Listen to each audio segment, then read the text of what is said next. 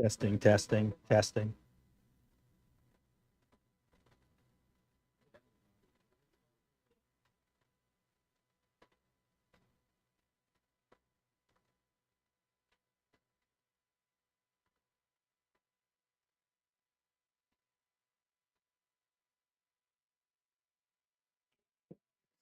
Uh,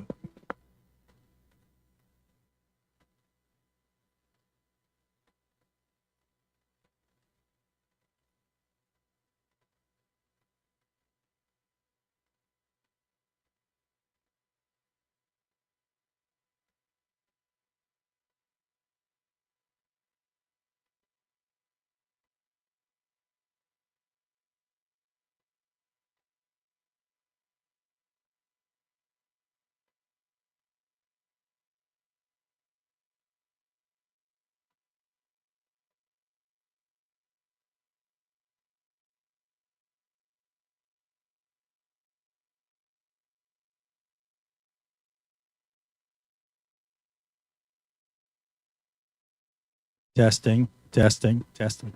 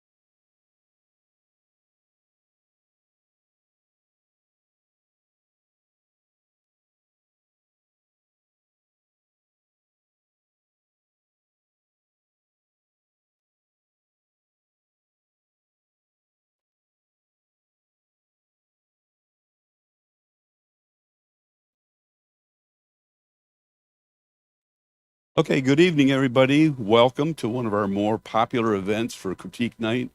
And before we do that, I'm going to do our obligatory what's going on in the next month or so. I put this at the top because it's gaining more importance. This is our party in the summer that we have, and we need somebody to take the lead on it. There will be helpers. We've got one at least so far, but we need somebody that's got like some organizational skills. And in the past, it's been handled by Barb Pennington. She said she would at least give you the tips and let you know. So we need somebody to step up for this thing, or it seriously won't happen if we get closer. There's things like renting a tent that have to happen earlier than later. So if you think you might be interested, please let us know. So next week, Gary Wood, who is somewhere in the audience here, there he is, hiding, is going to talk about Topaz Photo AI now. And as we all know, Topaz has gone, like so many software, it's gone through iterations, and now it's at a point where Gary's saying, this is maybe worth buying or renting, whatever. He's going to have prices. He's going to have prices. I heard you're not getting kickbacks, right? Okay. All right. The next week is the premier event of the year. We have to precede it. I'm sorry. I'm sorry, Gary. You know, compared to the awards night, no, you're down there. So it's we have to do a little business meeting. It is a little business meeting. It won't take long at all. It's just part of the requirements that we have to stay with the state. But the end of year awards are always fun. I mean, there's going to be awards given out, accumulated points. Everybody's wondering who's going to be on the back wall, food. It's going to be a fun night and fellowship. And then we've got Lori Langford. She does close up. She calls it close up, not necessarily macro, but very interesting. I looked at some of her work, and she's got these different techniques for editing and making your images stand out above what they maybe were before. And this guy is interesting. He's billed as a photojournalism and street photography guy, but he does aviation, sports, and documentary photography. He's been on Time, Life. He was for 28 years the chief photographer for, and I looked it up now, I've forgotten, but like for some kind of aviation. So he has photographed over 1,000 planes. So it'd be very interesting. We are like in a photographic community, and everybody's probably aware of our brick and mortar stores. I've always like supported our brick and mortar stores. So Pixel Connection is having their spring demo day and sales. And I wanted to show you something. I'm going to go out into waters I haven't done before. I'm going to show you live. So see it where it says at the bottom, our member portal. I don't know how many of you know we have a member portal. Thank you, sir. So notice I am logged in here. So if people hit this button, they get what everybody else, our public site, there's 594 subscribers. Get myself back here. But here's the cool part. I confess, I'd never really looked at this. Membership, well, I'm already a member. I don't need to join. Well, this is our member portal. Has got a couple cool things. This is where our members only content resides. And for the most part, that is our Zoom meetings that we, guest speakers, and our SIG meetings like we had last night. So if I go in here and go access recordings, it'll show us all the members only content. And you notice right here, David Bush was here last night. So it does go in chronological order. If it's going backwards, you just hit that arrow and you'll get back to where you want it to be. And then these exclusive member offers, this is one where Pixel has given us a registration password here where you can click there and register for that Pixel event. And then last but not least, our newest thing, thanks to Bill Keaton, is we now have a way to post our member websites. We've got 6 now. We gained 1 since the last time I showed you this. So something really cool. These are just some of the things that you get as a member. And I wanted to point something out. I think that's all. You can get fired up there. Somebody came to me last week and said, I was out filming or photographing 765, and somebody got to talking to me about the club, and I had no internet connection, and I didn't have one of these. So we have 3 tables that have business cards, so grab a couple of them. Okay? How close are you? Are you ready to go? Okay, let me give that to Nancy. Oh, so our critiquers tonight is Bill Keaton, who we've already shown has a website, and it's an awesome website. Has won all kinds of awards, was for 7 years our competition chair. Nancy Ballack does our, she's rolling her eyes. Nancy Ballack is our fundamentals portrait person and also our director of the iPhone school. So as we go through these, if you want to talk or ask a question, whatever, raise your hand because the people at home, I need to get you a mic. Okay. One or two things before we start our critique night is I really want to second what Chris said about if you have a website. I mean, I like to look at other members' pictures. You like to share your pictures. If you have a website, you want us to post it up so other people could link to it on that member site.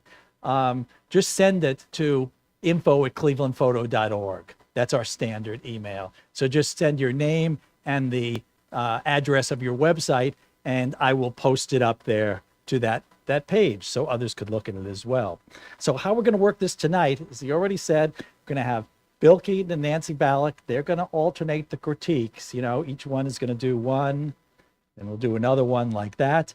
You're going to get approximately from 2 to 4 cents on each one, because Bill or Nancy will put in their 2 cents, and sometimes I will put in my 2 cents. That'll add up to 4 there. So this is a bargain tonight.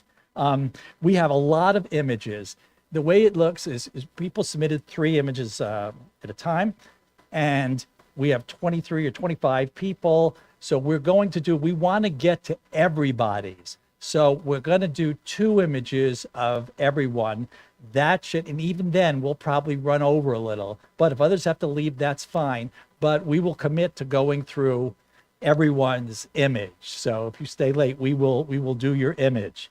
The caveat is, I took a look through some of these, is some of them are, some people submitted really good images. Some will have a lot of suggestions on, others there won't be many. I mean, some images are really just excellent too, in which case we'll say why they are as well.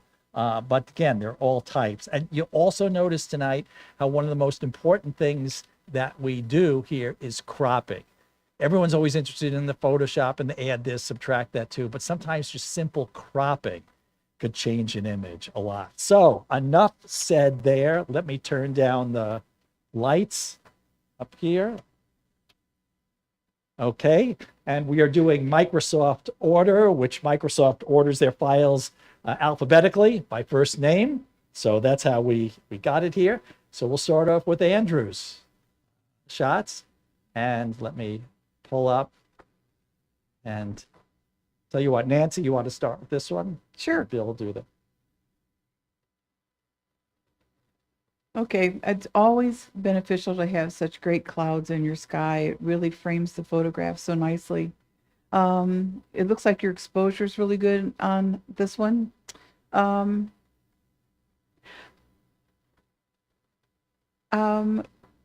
Is there any way, Richard, that you could straighten it up a little? Well, it's kind of keystoning a little bit. That's the excellent thing. I noticed here, first thing I noticed, it's the little keystoning, and the lens is a 10 to 20 millimeter lens at 20. So as Nancy said, so what we'll do is we'll go in and watch this image now. You see how the side of the barn is kind of not straight up and down, but yet the silo is pointing the other way. That's the keystoning effect. So I will put a correct. I love that. And you button. see that little bit of change there from before and afterwards. Now this is vertical and that is. Yeah, You're right. that makes it look a lot better. I don't know that I would do any cropping in it. You've got fences on both sides of one on the barn and one on the other side of the silo.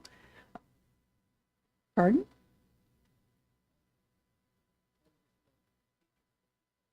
Oh no. Oh, that that keystoning feature is wonderful. I use it all the time. But anyway, I don't know that I would even crop any of this. It's just nice. Like I said, uh, your tonal quality is great. It's well exposed. Those clouds are just magnificent. Um, I don't think I do anything else to it. Yeah. I did this in color, black and white. Can you switch that to black and white to see if it looks any better? Yeah. I take it down a little. If you do it in black and white, take the exposure down a little bit, just to darken it down so it's not quite so bright. And maybe do, let's see. Yeah, more black. Thank you. Yeah. So it's, I looks kind of nice like it. both ways. Yeah, I do too. Yeah, I think it looks good both Sometimes ways. it's hard to choose which one. They sometimes both look good. Yeah, But I love the colors and yeah, I do too. That red is nice yeah. against the blue and the green. But always look for that keystoning because again, a wide angle lens will do that. Another question there? How do I fix the keystoning is in Photoshop under geometry, I just went to automatic. And so sometimes, yes, if something is simple, I could have done all the manual things and whatnot, but here's a case where there it's turned off and you could see everything is like kind of pointing towards or just leaning there. I hit the A for automatic, took care of it. Okay, automatic works, then why? Let me do this one here. Okay, Bill? All right. I like the Alice Noyal. It's a little hot. Some of your whites do not have detail. Well, let me take it back. I'm going to look at the monitor, and Yeah, I'm going I'm to bringing the highlights down. I'm going to retract that. On Okay. the monitors, it looks pretty good. Okay. The one thing I would think about is off that perch where it's standing or sitting to the right, there's a very bright area of snow. I would burn or tone that down a little bit because it's competing with the white on the face and the chest. But other than that, I don't think there's any reason to crop any tighter. You're showing everything. If you backed up some, it's not exactly in its environment sitting on a sawn log like that. So I think the crop is where it should be. Just tone down a little bit of the highlights so that the bird becomes more prominent. Okay, yeah. Excellent. Okay, go to Ann Williams. Is Ann here? She's right there. Oh, okay, there's Ann. Okay. Nancy, oh, and this was the fire at the Peninsula Bike Oh my gosh. Shop. Okay, Nancy. Ann, are you Andrews? Yeah. Yeah. Okay. Yeah. I know her son from Hill Farm. Hi, Benjamin. Okay. The whole family. Are we all introduced now? Yeah. Yeah. Okay. Okay. I'm sorry. Okay. There's a lot going on here. And what was it in particular that you wanted me to see? What was the most important part of that photograph? Oh boy. I just thought the chaos was the most Okay. important. All right. Yeah. Okay. Fair. Fair.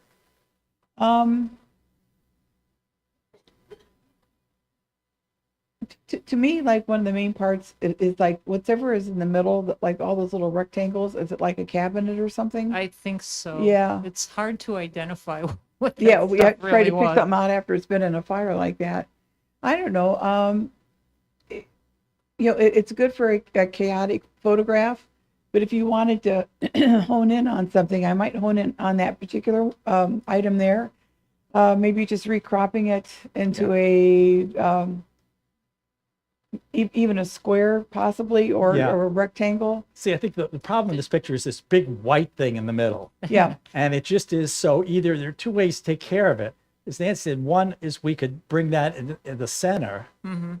and so make that the kind of centerpiece of this chaos. Yeah. If I were to put it like a square right there. Yeah. And so now that's the other way to handle that. And again, this is all just preference, is to crop it out. Whoops. Oh, yeah. Take off the. It's just because right now it's just a bright white thing in the middle. But if you just, and you can't really darken that. If you just bring that up and there, Oh, yeah. and you have some chaos now, but you don't have that white thing just in the middle was Distracting.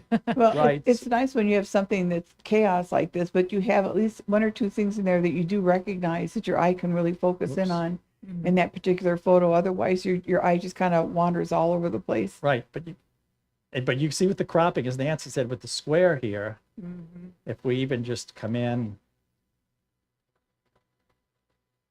Yeah. like that, at least it's not just a little white spot in the middle there. Now you're centered on. So yeah, so sometimes when there's a lot of chaos like that, The other one there's a black and white that I did more cropping, my second Yeah. picture. But if I only get 2 pictures, we'll probably skip that one and yep. So that, yeah, What would that look like in black? Well, Oh, there. there. Or black and Oh, white. yeah. These were you were gonna say, black experimental on and- my part. Picture number 1 is black and white one, and you're. Oh, look at only the is it texture cropped, in that. But yeah, Oh, nice. Oh, the texture's wonderful. right. And you could crop that too. Yeah. I wondered, because that was a big experiment for me, and I wondered what the reaction would be. And Yeah. then this one, Yeah, but even the black and white, the cropping Yeah, makes the difference. it Yeah, did, because of okay. that big white. yeah. Okay. Okay, who knows what that is? Bill, you've got that. Okay. I like the lines and forms in it. Colors are a little pastel. I might increase the saturation a little bit. Add a little bit of pop to it. Oh, Oh. yeah. Yeah. Just, Cool. just a little bit. Don't get too carried away. Okay, you want me But about, there you go, about half of that. Uh-huh. Now turn it on and off so everybody can see what the difference is, if you don't mind. It's off, on. Now, a little bit more, Okay. just a little bit more. Down, okay. Let's see. Now here's- on and off. Okay, see how that really makes Yeah. it pop out? Yeah. Before it was just too bland, for lack of Yeah. a better term. But I like the lines in it, the forms, the verticals and the horizontals competing against each other are interesting. Thanks. Yeah, it's good. But sometimes just, yeah, you get an idea, or you got everything, as Bill said, just a little bit on it's all just that one little slider. Yep. And that's And it. That is a antique discer, horse-drawn.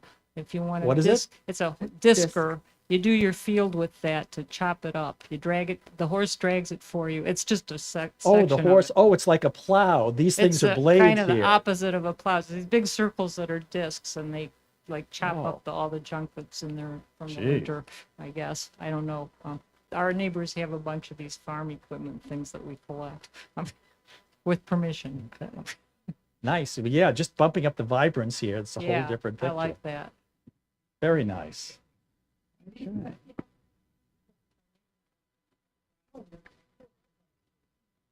Okay, Belinda. Is this from Costa Rica? Yes. Okay. Nancy? That is gorgeous. The color in the, what kind of bird was this? It's a scarlet macaw. Oh, my. Oh, and up against that blue sky. Wow.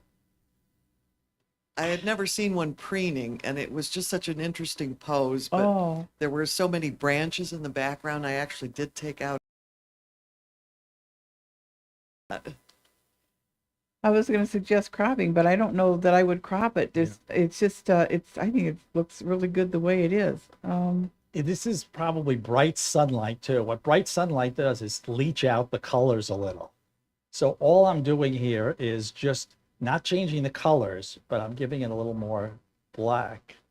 And you'll notice here, Yeah. you get a little more it- contrast there. Yeah, and it brings and out the colors more- pop. Yeah, what's going on in And the I have feathers. one other suggestion. This is 3 cents worth. I tried this before. Sometimes when you don't have clouds or things too, the sky, be it with planes or something too, the sky will just put a blue tint on everything. And so I just experiment sometimes with just, now it'll affect these blue feathers here. So right now I'm just doing everything.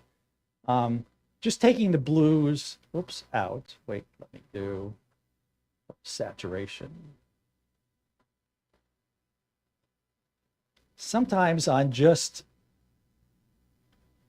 what that does is it just brings out the colors more than, and here it is before. This is just an artistic thing. The blues there are kind of competing with the colors and like that. But again, it's just it's one of the other things you could do. It's purely just, it's not a technical thing. It's just a little sometimes I do to see what it looks and if I like it any better. If not, I don't know. What do you think, Belinda? I could go either way. Yeah, this is but again, sometimes it's easy just to drag down your blue, the saturation, and see what it looks like just without, but I'll reset it back to. But yeah, beautiful. But that little, see how that, just increasing the blacks a little in midday. Well, I darkened the sky a little bit. Oh, here you darkened it, and here I'm taking it away. I'm sorry. No, but some of these are purely just artistic decision. It's just what you like. That's the saturation up in the blue. Okay. Bring the blue sats up.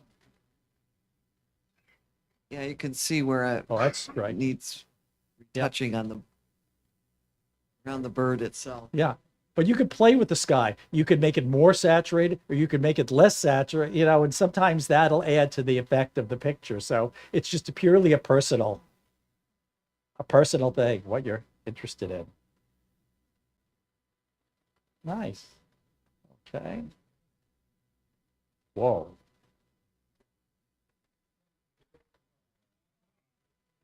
A lot of those. This is the one of these that I'd probably just darken the edges a little bit, print it, and put it on the wall. I can't tell you how I'd improve this a whole lot. The light areas along the outside are a little distracting, so a vignette on this, but there's not much you need to do to this other than that. Let me try that little suggesting. Top center too. Yeah, there we go. And here's the difference with the vignette, or just kind of centers your eye. It evens out the background a little bit more too. Okay. Did anyone catch the ant at the petal on the bottom left? Check it out. I was amazed how well in focus it was.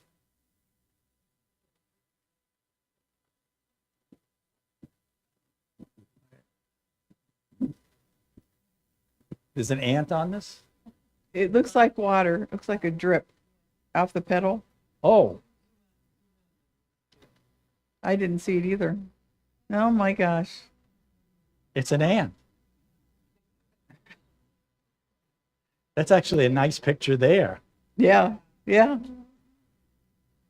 I mean, that's very interesting. No, No. I was going to crop it.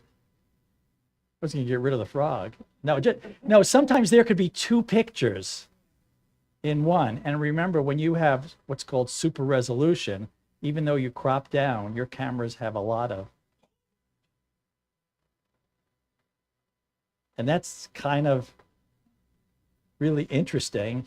And this is more than enough pixels. If you do the super resolution on it, which quadruples the number of pixels, but keeps it sharp, is you could do a really good size print of this. But yeah, that's beautiful. I didn't even know that was.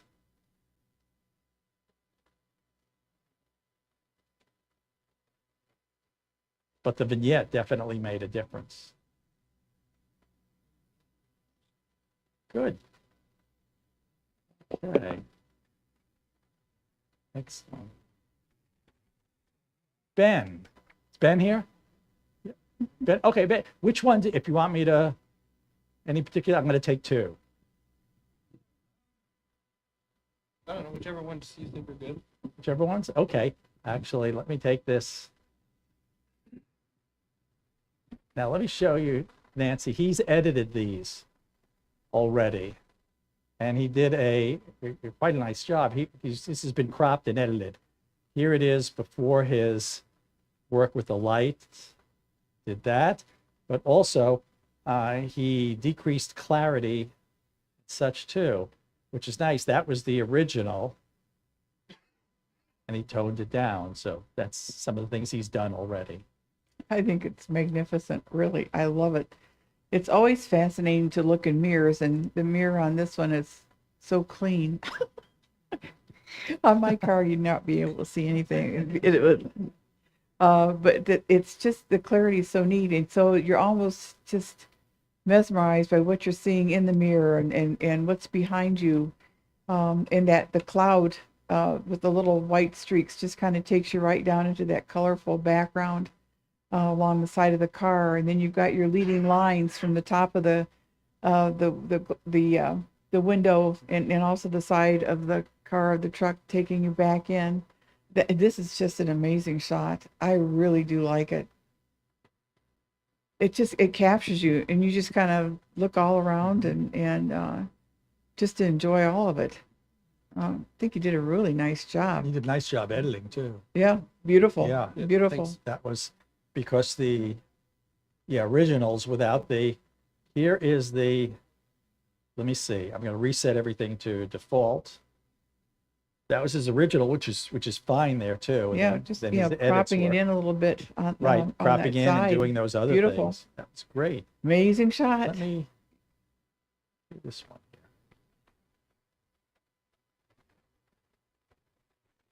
Do you enter competitions here? Yeah, Mhm. I entered the Last Bee competition. Yeah, That was my first one. I would be entering that one into a Yeah, competition. I've got some saved. Okay, all right, good. I like the black and white conversion. It's well suited for that. I don't know, having not been there, if you could reposition yourself a little bit to get a little bit more separation with the steeple in the background, if you could have moved around a little bit. And also, I'm not sure what the original color of the church was. I would increase the lightness of it before, that blue, make it lighter, and then convert to black and white, because you really need to have that Right. building itself a little bit more white in your black and white to stand out from the background. Let me take some of the blues.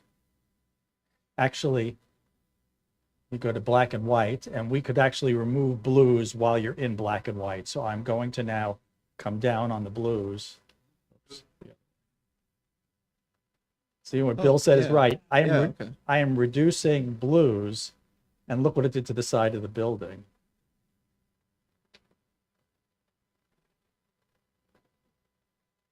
So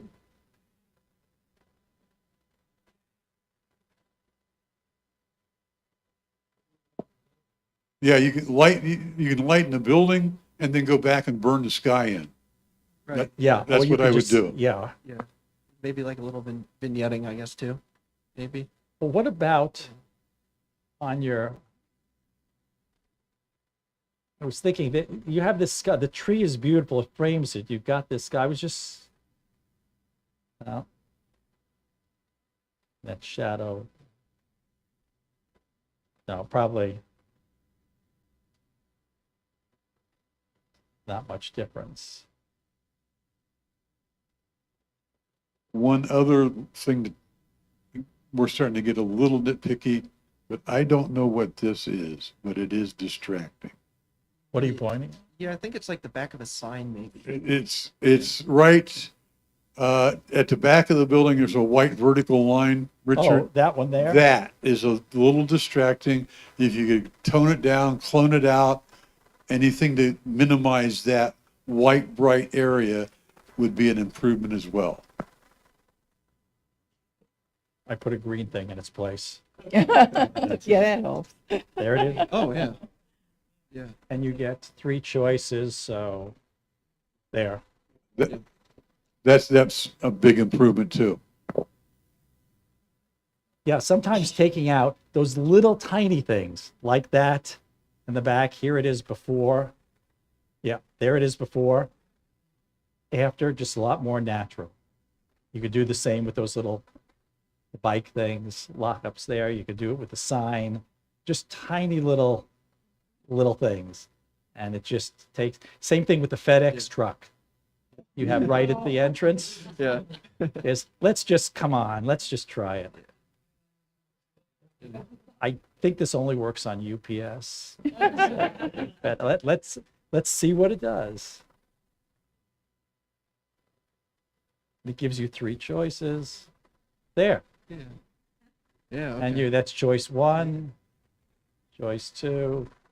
Yeah, choice 2 looks good. So basically here's your before and, but certain things do make when you notice there's a FedEx truck, which is half cut off, and it takes away this beautiful scene, is, again, that's an easy enough thing to do, just a click. And it's ethical. By the way, if this was photojournalism, you do not do that. Yeah. Absolutely. But, okay, excellent. Good capture. Right. Now, Bob's not here. I don't know if Bob's back or is still on the road coming back from out west. Bob, if you're listening to us on the road, we're up to your pictures now. And Nancy, you've got this. Hey, Bob, hope you're having fun. Yeah. This is lovely. It's just Wow. beautiful. Bob gets the most spectacular photos. He travels all over, and his work is just beautiful. I like that there is a foreground and then kind of almost a middle ground where you have the weeds in the back, and then you have the evergreen trees in the background. And the way the eagles are perched on those gorgeous logs, it's just amazing, and they look so stately. It's really a beautiful shot. Actually, I like the usually on the screen it's not as nice as on the monitors, but the monitors are showing a little bit like the background trees. I like it on the screen. It's a little bit darker, and on the monitors the trees are a little bit lighter. I kind of like them darker. Like makes a more dramatic photo. If you can make it any more dramatic, it's beautiful as it is. But the way they're perched, at the foreground is just beautiful.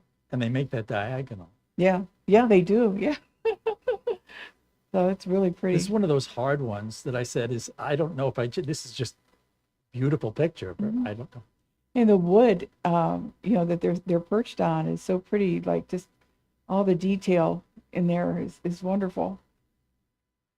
And even the eagle that's looking off to the side where you've got the profile, could it be any more perfect?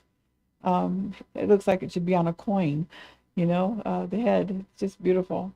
But to bring up Bill's point from the last picture, and I know Bob probably did this intentionally, because he's real good at this too, is when you talked about that steeple, if there was a way to walk around and remove that steeple, which was blending in with the trees or separate it, we were almost looking from like a lower angle here, like he's either down on a knee or lower, looking up at them, because this driftwood or this wood is probably on the ground.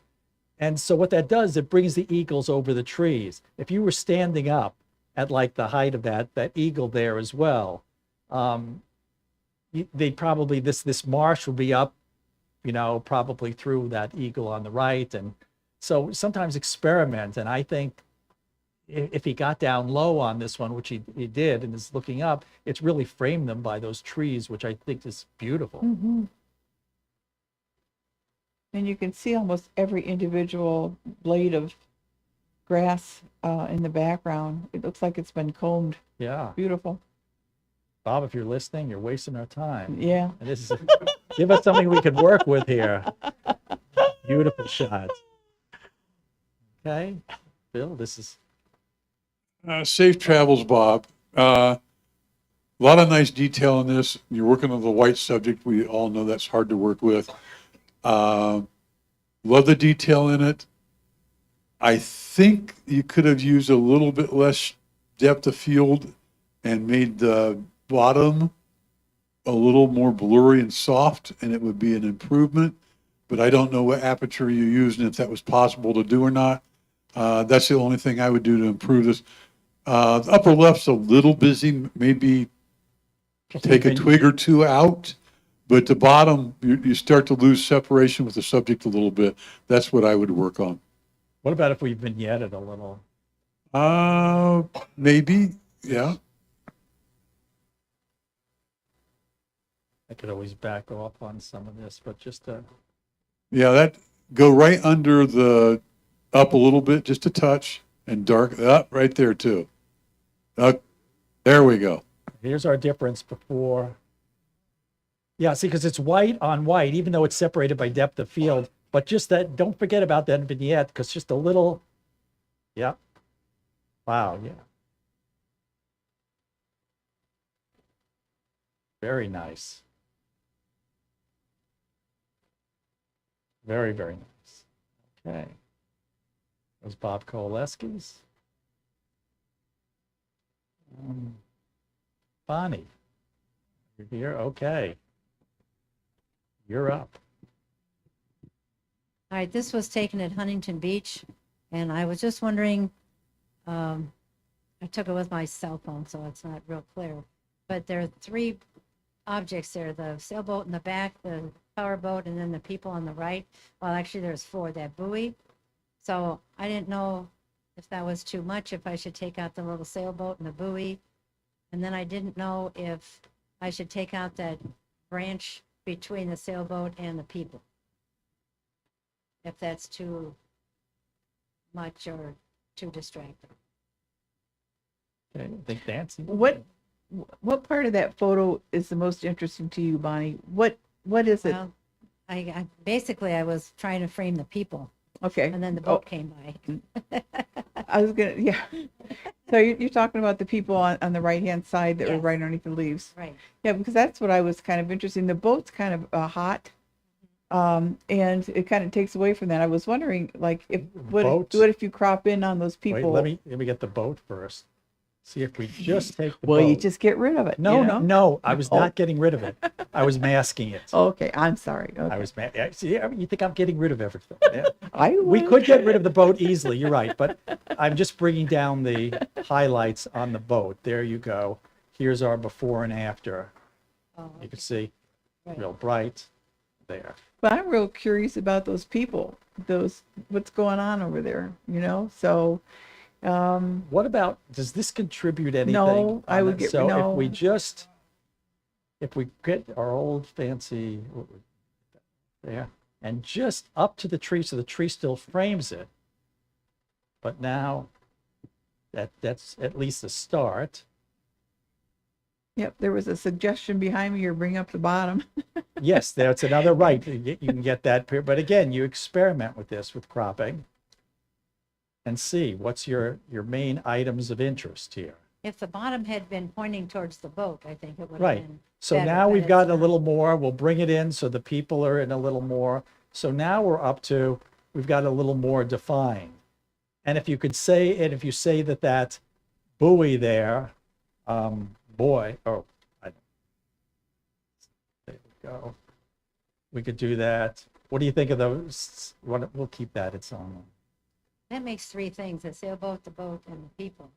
Two people, one boat, and one sailboat. Right. I Yes. still That- want to that's know the- what's going on with those people over there on the right-hand Right. side. See, this is where the remove to, it's putting three different, sometimes it's putting three different buoys there, so. Yeah. In which case, then you would just go to your clone tool and, So I didn't know if those branches coming down between the boat and the people are too much. You didn't know if what? If the branch coming down between the boat and the people, that big one, is too much. This one on the left? No, the one in the middle, right to the right side of the boat, that one. Well, I don't know. What do you think, Nancy? If you take that away, if I were to remove all that, which you could, but then you just have this big stretch of water with, it's almost acting like a frame for that. Mhm. Getting rid of which branch? This? Oh, because I thought that framed it. Okay, you mean just talking about getting rid of this? Getting rid of the bottom part of that branch, not the Okay. whole branch. Let's see if we could do that.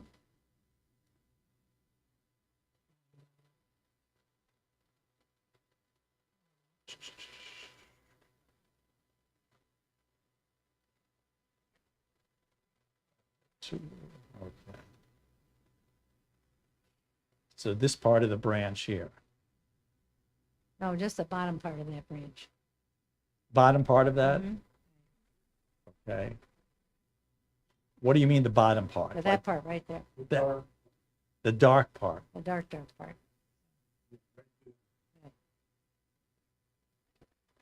Just so it's not so prominent.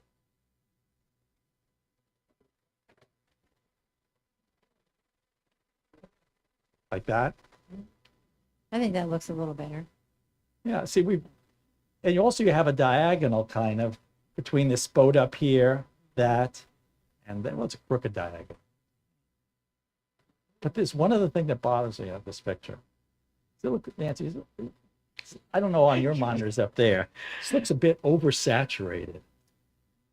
I mean, everything is here. Let me come down like it's But on the screen, it looks a little on the flat. screen. Yeah, the screen tends to, what's it look like on the sides?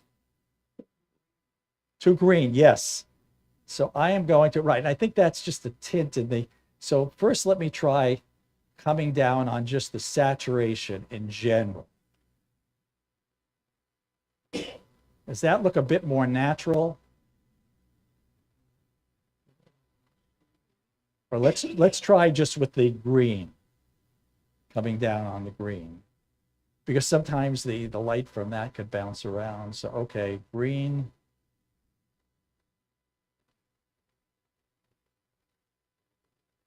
On the yellows too.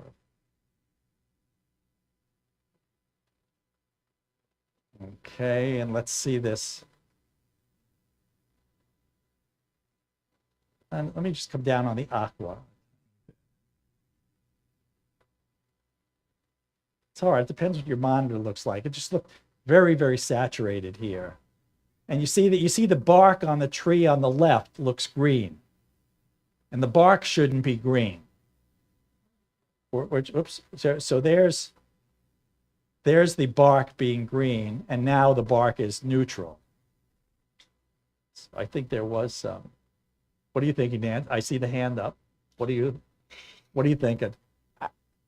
This is a long shot. It might not work. Can you do a panoramic, like right in the middle, like right where you've got the middle third? You mean going like across? a long crop? Yeah, maybe. I don't know. Like that, coming There's up? like a lot, too much water down at the bottom. There's nothing really going on in the sky very much. Yeah. So how So you're about, bringing it back down to a little bit so that you're really honing in on the boat and then the people in the water. I agree. You had a picture that was really busy, but not busy, but you were zoomed out. There's a lot of extraneous stuff. Now you've got the people, the boat, and that sailboat, and it's like three little interesting objects. I don't know, Bonnie, what do you think? No, I think it looks better that way. Yeah. So this is It is an improvement. I think that's okay. So let's go on then to. Okay, well, I was looking, I had this log and it's at the Rocky River Nature Center. And I didn't know if I should spotlight a little bit more of the log or take out one of the branches on the bottom, or how to highlight the log is what the mushrooms on the log. That's what I wanted to do. Okay, yeah, you just got way too much going on in here. Right. So basically, I would see where the, I'd crop this a whole lot tighter in a panoramic featuring the log and the lichen on it. I'd get rid of all the yellow on the left, that branch. I'd come completely in, all the way in, right there, and come down from the top, keep going. Because that's a reflection. Right. So I keep some of that and now go up from the bottom. Keep going, keep going, keep going, stop. What's that look like? How about on the right? Do we get rid of that stuff? Yeah, From the right? you could get rid of, I mean, that green is distracting because it's the only green in the photo and therefore it draws your eye. So one of the things you could do is desaturate the green a little bit. And then I would pop the contrast up just a touch. And I don't think you could do any more with this without getting waders and getting out there. And I would just, this one little leaf that sticks up, Okay. Right. just this. Let's see if we can get rid of that.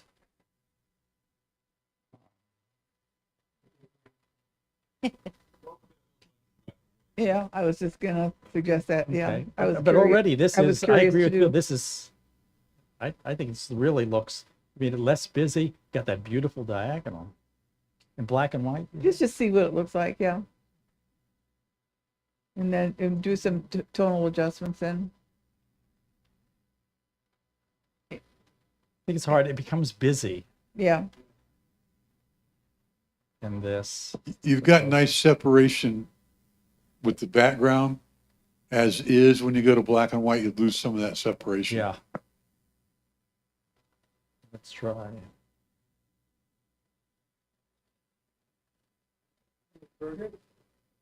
Could you what? Invert it left and right? Why out of curiosity, is that? I don't know. Okay. There. You mean upside down? Top to bottom? Now it looks upside down. But it's worth it. Hey, these buttons are free. Yeah. You got to You don't try. know. And I know, I'm not Experiment. making fun, is you don't Play. know. Sometimes you do that and you find, oh yeah. If not, you just put it back. But Bill's crop, yeah, this is, Should we crop a little bit more on the right-hand side and get all the brown out of there or leave that? what are you saying? Yeah, there. Oh.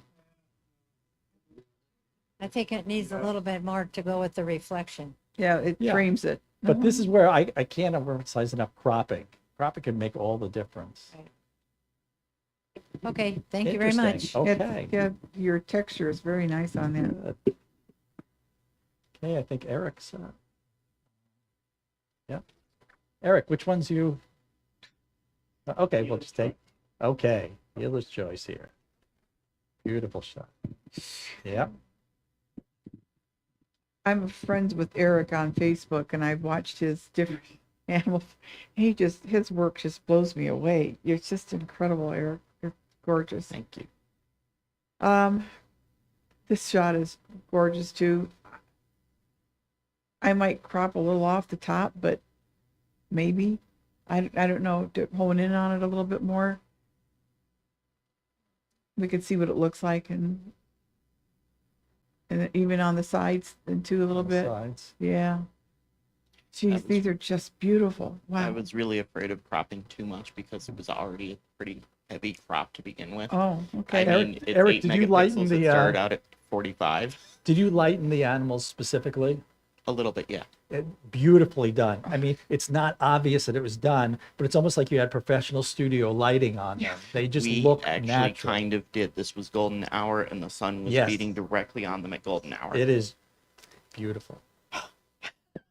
This is nitpicky, but all the whites on the rocks, I would go through and just burned them down just one shade, not excessive, but just enough to take the hot spots off the rocks, because that's the lightest area of the photograph, and your eyes tend to go to the lightest Yeah. area of the photograph. You mean like these rocks down here?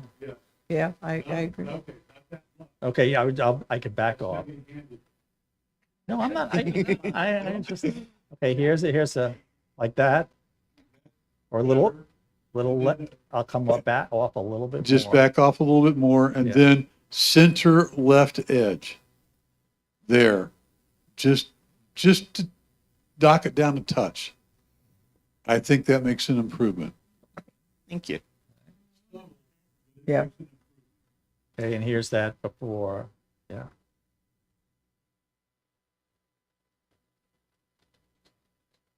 Beautiful. No, those were at McGee Marsh. Yes. Amazing. It's just gorgeous. 1,200 miles later, I finally got them.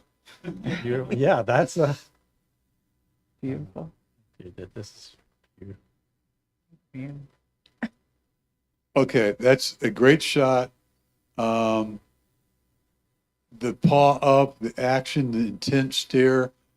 I might, if you crop this, I might back off the crop just a little bit to give it some breathing room.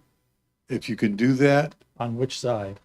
Well, I'm just saying, Yeah, there's he's room. cropped it. No. Yeah. On which side do you want? All around, I would give it All a around? little bit more, just Bill, to show it in its environment a little bit more. you know we could do that. Yeah. Well, I know, I but know. this is time consuming doing it Yeah. this way. No, this is, Okay. Well, if he doesn't although have the he's walking original, into that. yes. so If, let's- I'm just I do saying, it on the if you had the original, yes. original, which Eric does, Right. I would But back just to it show off. that, just to show the audience. Okay.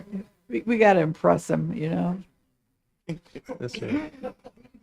Okay. There you go. Yeah. See, now he got a little bit more of a sense of environment, and it would be a little tedious, but I'd mask it and brighten the cat just a hair so you get a little bit more separation with the background. It's not bad now, but a little bit more, and it Would would you- really what- pop. Would you darken the background or lighten him? I would actually do a tiny bit of both. Okay, so let me, tiny bit, because he's already, okay, a tiny bit there.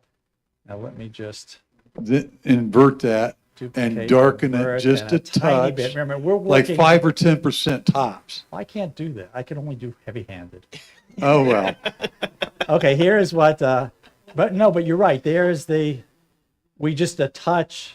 Yeah, that's, to me, it's a big improvement. And when you do these masks and whatnot, if you go back, say that is too heavy-handed and whatnot, you could just go back and just adjust it again to do it to taste. Yeah, that might pop out just a little bit too much. Right, but, exactly. But you can always adjust it. You get could always- an idea what I'm trying to accomplish is just separate a tiny bit more from the background. Right, and there I came down a little on that. So there's that tiny bit. There's before and after.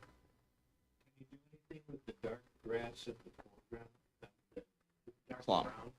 The dark grass in the foreground.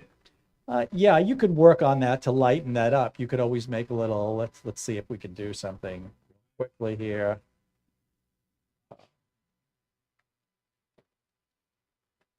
Then I will. Yeah, so you could take that off. So here's that grass. Yeah, I've lightened it up a little, and you could work on that some more Thank you. as well. And you could also, if you had time, although it's not difficult to do, this one strand Yeah, I was That wondering comes about that. through them. Yes, you could take that out. That's pretty easy to do with the remove tool. Yeah, And but it you have would, to be really careful because otherwise it's gonna mess with. the yeah, spots. although, just to give a quick.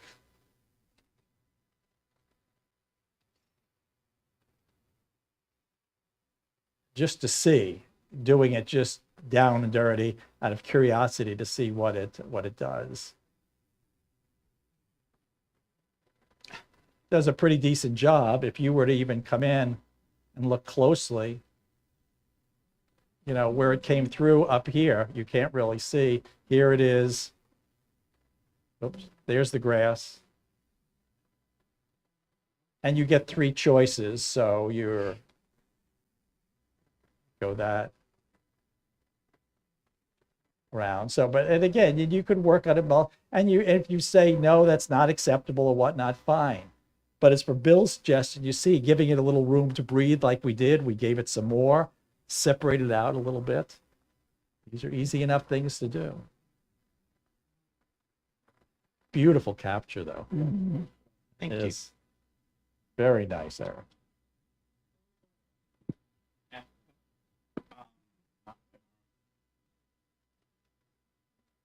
Okay. Gary Marriage. Okay. Okay, this is Gary Marriage. Wow. What happened to this bird? I mean, you had like Bob's beautiful eagles and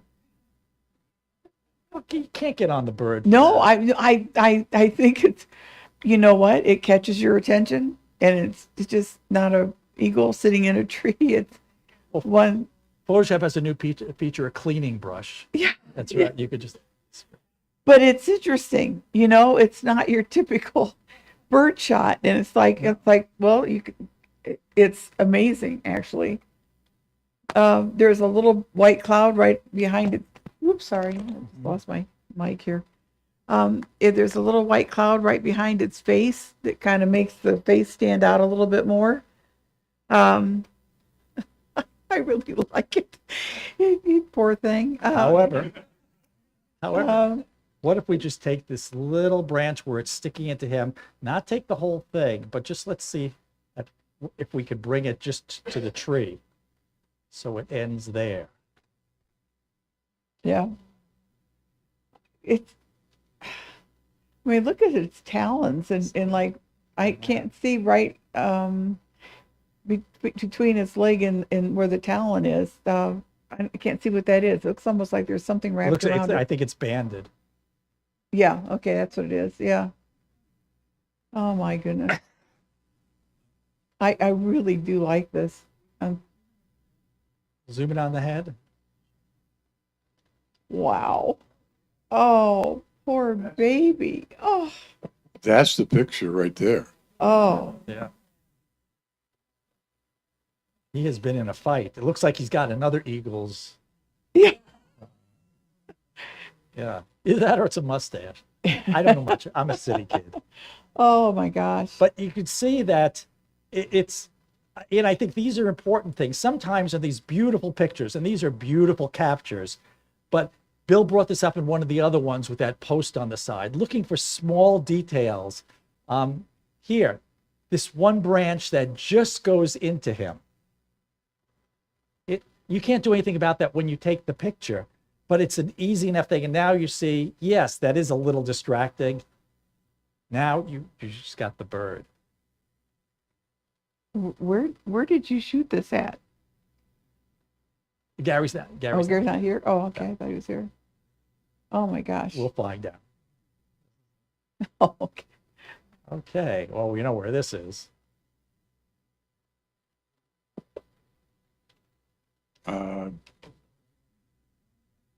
Yes, I I love think we know it right. That's Yeah, No. I love the fact it's black and white. I mean, this just screams black and white because of the textures, the shapes, the forms. I'm not sure if that silo on the right is distracting or adding. I guess it's subjective. To me, my eye goes back to there a little bit.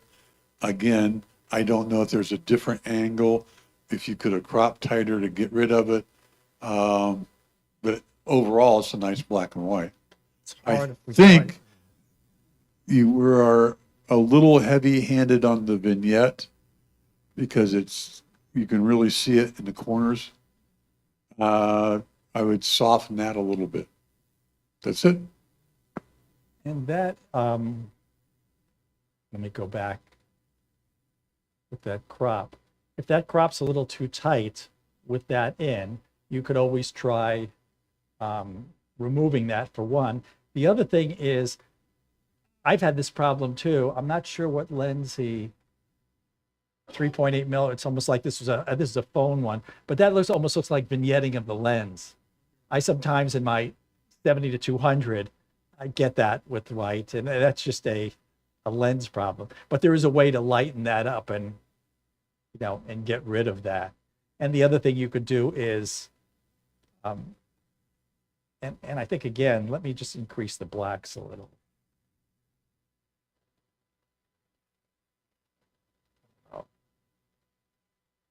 Take out the. You see if I'm really pushing AI to its large language model. See if it has knowledge of the flats.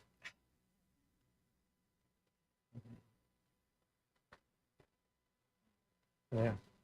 Well, this is what you're able to do, and then it's because Bill pointed out, that's. Whoops. Let me unlock that. It was kind of, your eye was drawn there, so if you could just, it's just so much more symmetric now.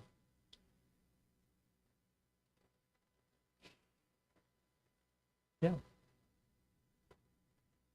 Just remember to put the silo back when you're done. Yeah. Very nice.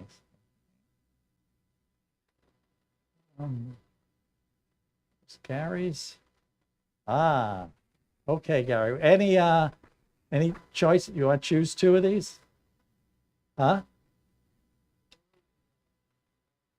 Bird in the landscape. Okay. And just to show, no, he's also done editing on this. I just want to show the editing that you did. Go ahead. So that people know. So that is so you've done a nice job lightening up the bird there, and on the colors, just increase those a little. Okay, Nancy's. Were you aiming up at the sky for this then? Slightly, yes. Okay. No, you did a nice job of editing. You brought out a lot of detail in the bird's feathers and so forth, because the original shot was a little dark. But you did a nice job of, a really nice job of getting a lot of the light back and the textures in the bird's feathers.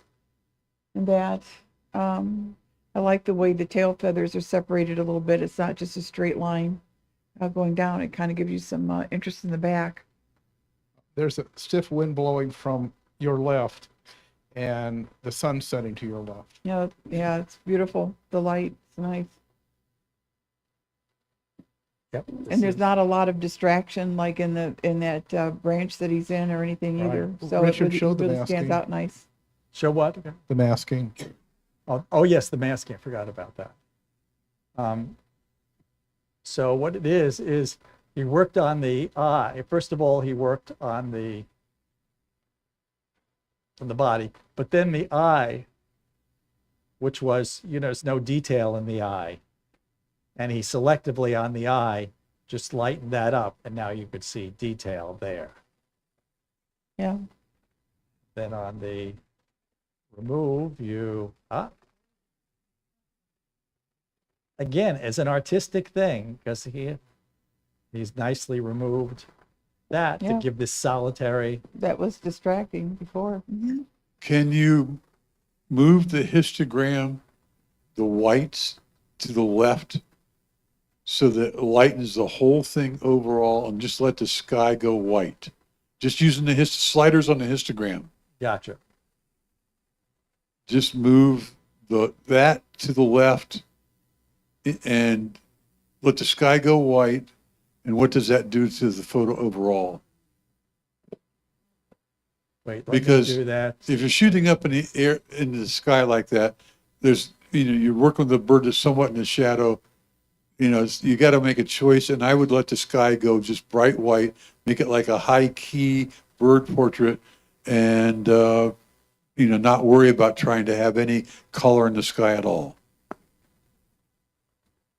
See if I could just slide the histogram this way. There we go. Something like that. I like it. Yeah.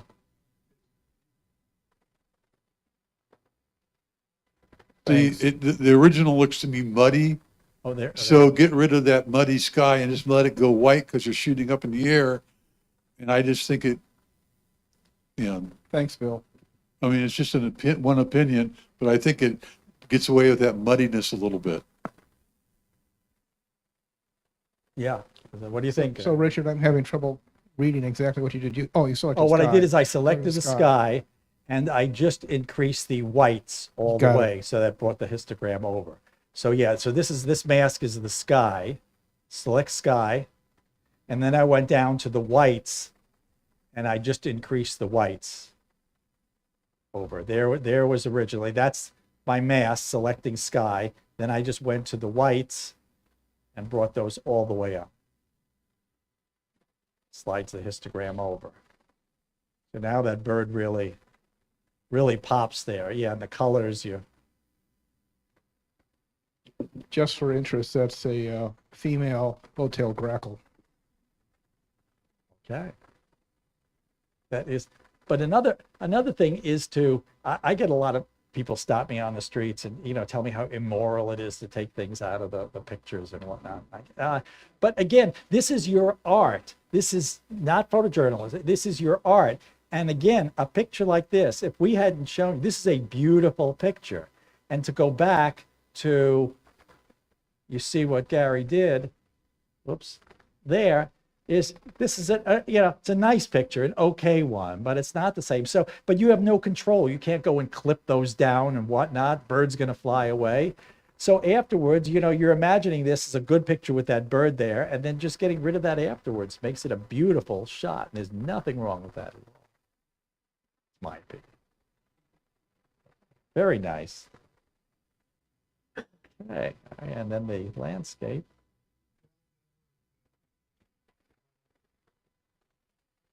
Okay.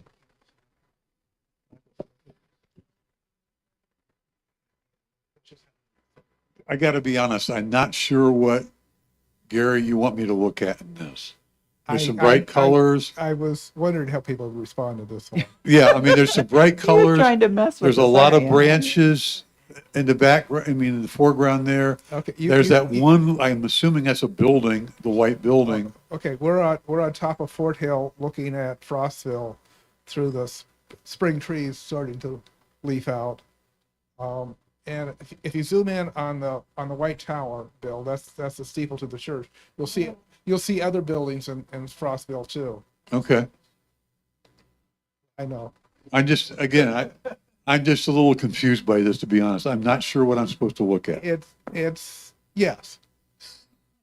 Well, but and I agree. And I see you cropped it a little bit here, but my suggestion is thinking the same thing Bill was. What you want to keep some of that reds there, but with that church there, if we come over, you're keeping some of the colors. Let me go down to color again. You're keeping the colors, but it's a little more, maybe you crop it even more. It centers now. Now you see you've got the bright colors and the church there. It's a little, and I'm just kind of playing it by ear. But at least now you see a fall scene in the church. Spring scene. So what? Spring. Spring. Oh, I'm This sorry. was taken a few weeks ago. I'm from New York City. We don't have trees. So I just, this is all. But yeah, that's with the without the crop, with the original crop you had. That's Yeah, that's what after you crop. Or no, is this? Reset it to. Yeah, it's reset to full.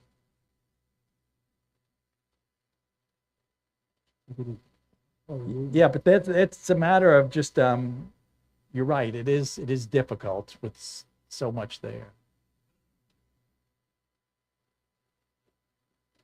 I Yeah. kind of wanted to record the view as I saw it, which I know is very busy, and I understand all the comments made tonight. But I like it the way I did it. Yeah, and that's fine. remember, all of these comments are, this is just artistic interpretation. If you like that and your vision is to show all that, that's absolutely fine. No problem at all. Very nice. That's spring, huh? Okay. Spring to the bell. Okay, George. Interesting shots. George here? I thought I said George. Yeah. George, you want to? Can we give George I want an explanation. Did you just before you get that? Is this something you just came upon or walked upon? No, I know. do a weekly photo challenge, and the topic for this one was egg. So I just went off the Oh, those are eggs. yeah. So I just went off the theme that eggs were expensive, and that's like a status symbol. So you got the Oh, and that's the rapper with the jewelry, the fancy car, and he's got That's eggs. an egg crate that he's holding. Oh, I did.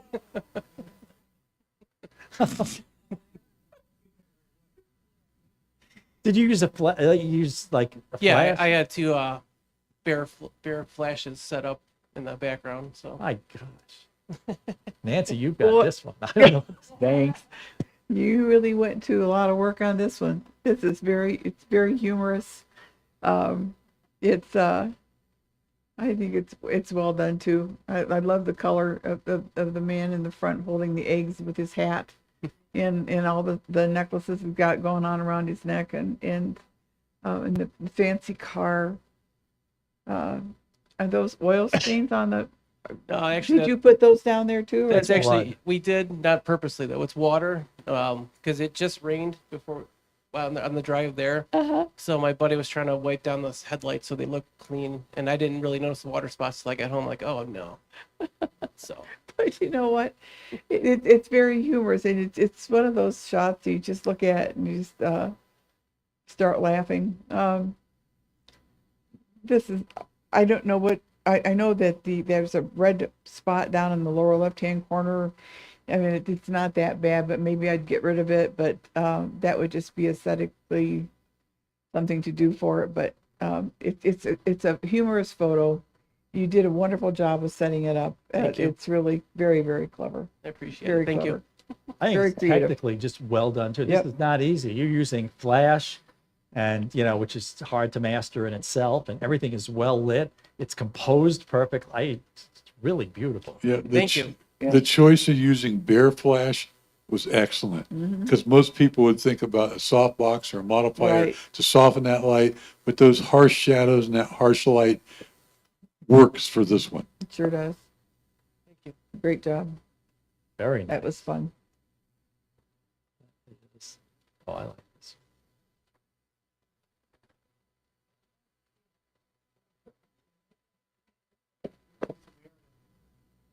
Okay. Yeah. Okay, interesting old rundown tractor. First thing that I find distracting, to be honest, is you got that chimney coming right up to the middle of the seat. You could have moved somewhere and eliminated that distraction that way. Okay. The saturation on it looks a little weak to me. I'd bump up the saturation and, okay. Or you can get rid of it. There we go. And then I'd bump up the saturation, particularly the reds, because that'll make that rust pop.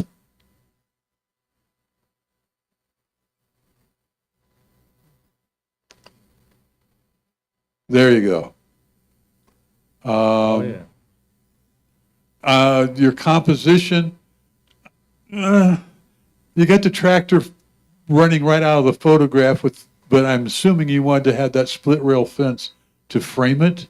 Yeah. Was that kind of the purpose? That was the idea. That was, I'd give you a C on that one because having the tractor running right out of the frame, you need a little bit more on the right side to get away from that look. But I like the choice of subject.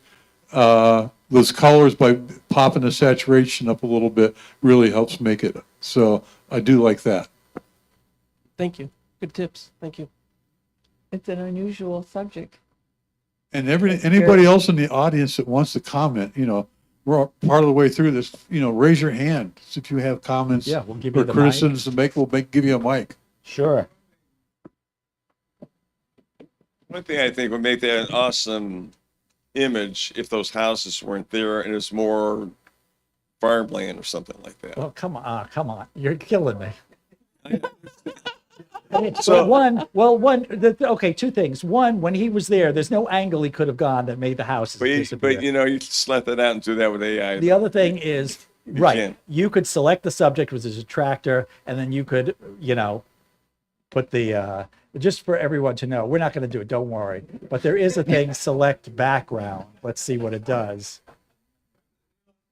I'm not going to do it. I'm just showing him the mask that you could select background, and then you could replace it. You could say, put this on the Hawaiian island or something like that. So that but you're right, there's no limit to to doing something like that. We have someone in the back there, a question? When I look at this picture, I actually love that background because to me it tells a story. I imagine myself living in one of those homes and having this decrepit tractor there on the corner, just sitting there, and it's probably sat there for, I don't know, like 50 years, it looks like. And to me, it tells that whole story of why is that tractor there? And it's not in farmland, it's it looks like in a neighborhood. So I think that just, I think that adds to the whole picture. And the upcoming edition of Photoshop has a special brush that you could put air in the tires and a rust remover. Yeah, I agree with you too. I like the houses in the background Yes. and in that. It just gives it a sense of place. Yeah, very nice to recognize this, as an image too. Good capture. Those darn Very neighbors, good, you know, George. messing up a Okay. neighborhood. Okay. Jim.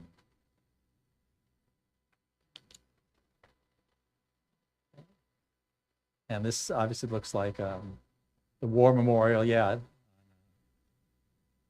in Hawaii. Pearl Harbor.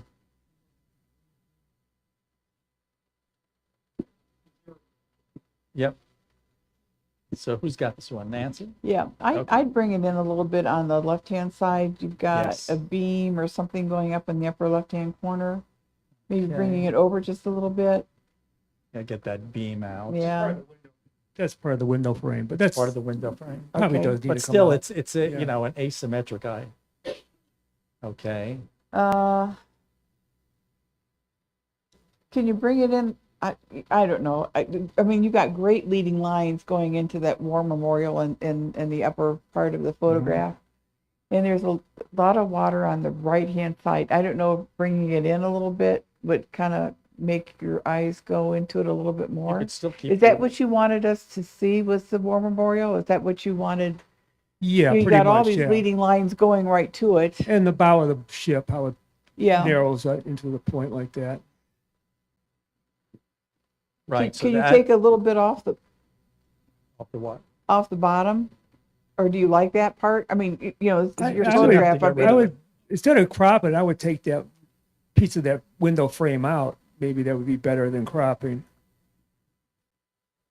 Do you Oh, mean and taking the taking the here's window what we frame have out now? rather than You cropping it? mean Yeah, you cropped it in to get rid of that window right to get frame. rid of it? You mean take the window out? The window frame, that gray is a window frame.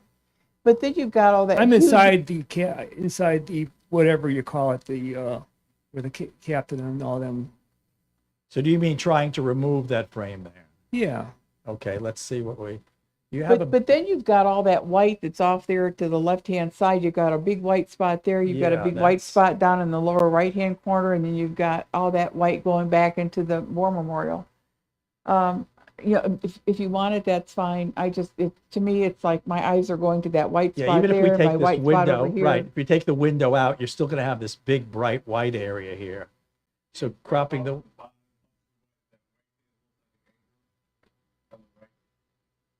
on the right, Yeah, yeah, we cropped off from the bottom. yeah.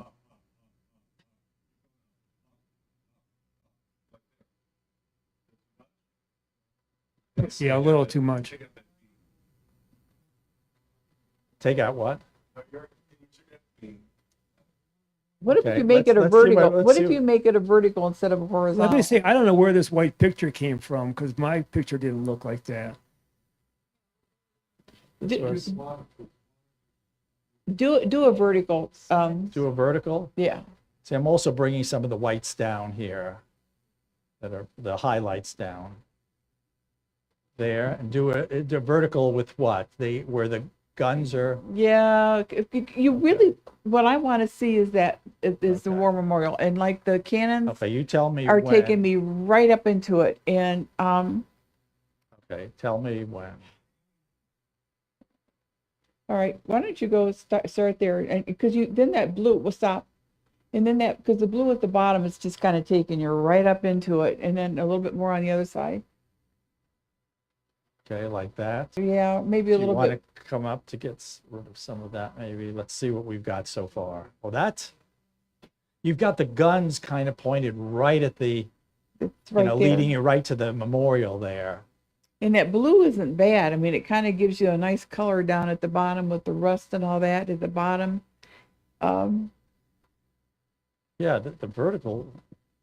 What do you think? Yeah, these buildings fit in nicely here. We don't have as much of the white there I take it even a little bit more in on the left-hand side. on the left-hand A side. little, maybe. It's interesting, but you're not on a battleship anymore. But you know it's a battleship. I know it's a battleship. Not anybody walking up to look at it doesn't. You couldn't tell that was cannons and stuff, and then with the number on the top of the battleship, They were 16-inch guns. So how would you, oh no, so let me, so what would you, let me go back. How would you artistically then? What would you want to? Yeah. That's what makes it a Alabama class battleship. What? Okay, so how would you crop it here? Yeah, what would you Yeah, do? I would take the window frame out. What? I would take that Okay, gray t- window frame out. Okay, so With, I want to know what because this is your vision here. So let me just, wait, let me get that. Okay, so we'll take the window. Do you mean remove it or crop it? remove it Remove it. with an Okay. AI tool. Do you, Let me try that.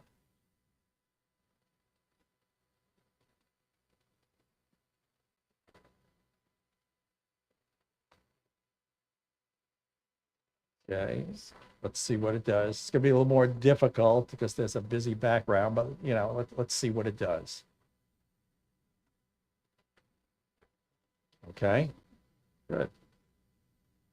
Oh, actually, it's interesting. Okay, what would you do would you now crop? on the screen we're looking at, everything looks very bright and white, and Look for the side. the monitor. sides are different. They're more gray. Yeah, the sides more, the side monitors are calibrated. So that's the ones you look at to know truly that's what I'm looking at here. Yeah, that looks with that window out. That was what do you think now?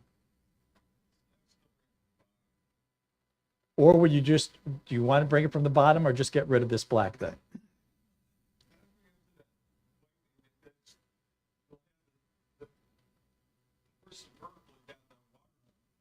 Well, the thing is, it's a shot from the pilot house, Right. and then if you lose that where it is, then you lose the pilot So Jim, house. would you change, okay, would you do anything more on this? I wouldn't. No. Okay, would you remove this black thing here, which is kind of up against the edge? It's just like a stack or something. Right, okay. So we'd leave it here, but taking the window out. I is- mean, you can remove all those white stack-looking things coming from out of the roof without any loss of,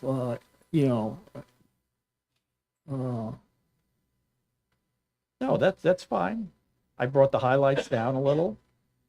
If this is the vision you wanted, that's fine. I Yeah. think taking that window out was key. Yeah.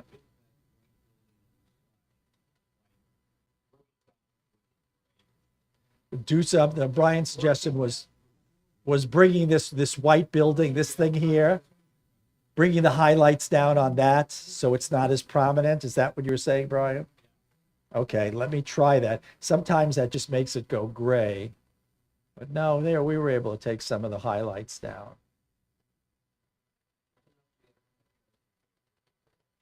Let me just try bringing this. This is just a down and dirty little thing there. Okay, that does make it not as, yeah. Jim, what do you think? Yeah, that looks better. Okay, good. I didn't really edit this for, Yeah, that's I our just job. kind of grabbed it. No, but again, post-processing is designed to really get it to where you want it to look. Right. So I think it was a big improvement taking that window out. That was Yeah. just didn't fit there. Definitely. And yeah, if this is the way you wanted to look, that's fine. Yeah, it's great. Okay, Thank you. no problem. Let's see. Oh, this one. Oh, wow. Wow. Who's got this? I guess it's mine. Okay. I love that tree. I think the fence frames it nicely. It's a lot of saturation. Now, I'm going to suggest you do something here that's going to maybe surprise you a little bit.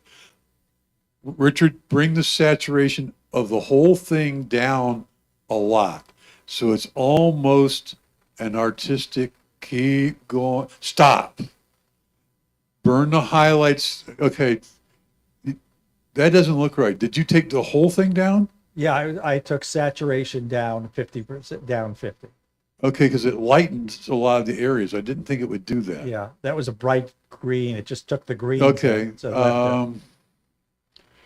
Then put that back to where it was and bring the saturation down on the yellows and reds a little. Okay. Okay, coming down on just the yellows. Oops, go back up right there, and now the reds a little bit. I think maybe that's oranges in the trees. Could be. Let me go to orange. Okay, now your histogram, go on the left side and clip it so that we have some nice blacks. Okay, let me actually go. You're going to do it that way, okay. Okay, yeah, I'm just increasing the blacks. Yeah, okay. And now show before and after. I just think it was so saturated before that the colors overwhelmed you. And this way you can enjoy the colors and the shapes and everything else. That's my artistic look at it. But the tree was that red. Okay. Maybe the grass and the trees are oversaturated, but the tree was a bright red like that. Okay. I'm just giving you one way to look Yeah, at it. this is. Yeah, because I think overall, I'm looking at the saturation before we made Bill's adjustments. The greens in the background, everything is just a little touch oversaturated. And the trees in the background look much more natural this way. But the other thing, I asked Jim now, is this gets down to this beautiful capture and everything. But what about this trash can? I mean, you have no choice. You're not going to get in there and move it. Let's try taking that trash can out and see if it recreates it there. And then we will go to that sign on the right. And if I just do this sign, which are man-made kind of, and okay, let's see what it does with this sign over here. To make this more of a scene that you just come up in the countryside and know, good, so look at that now. And then I'll take these two little, that was an electronic box there. And by taking those out, and again, this is just doing down and dirty here. Okay, there you go. So now you have this pastoral scene and we've taken the man-made objects, so it's a beautiful capture.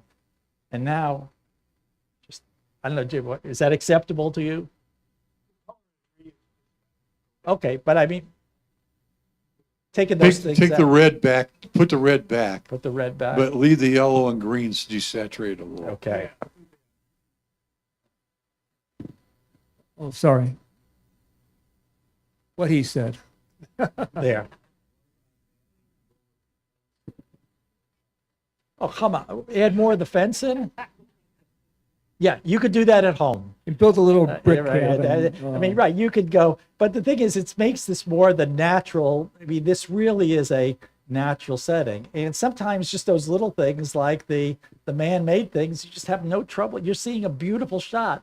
You have no control of that. In real life, there was a whole bunch of these trees, and it was just, they were ungodly. Yeah. No bark and just this red color. Could I see it in black and white? Black and white, sure. And then you could take it make it a little darker. I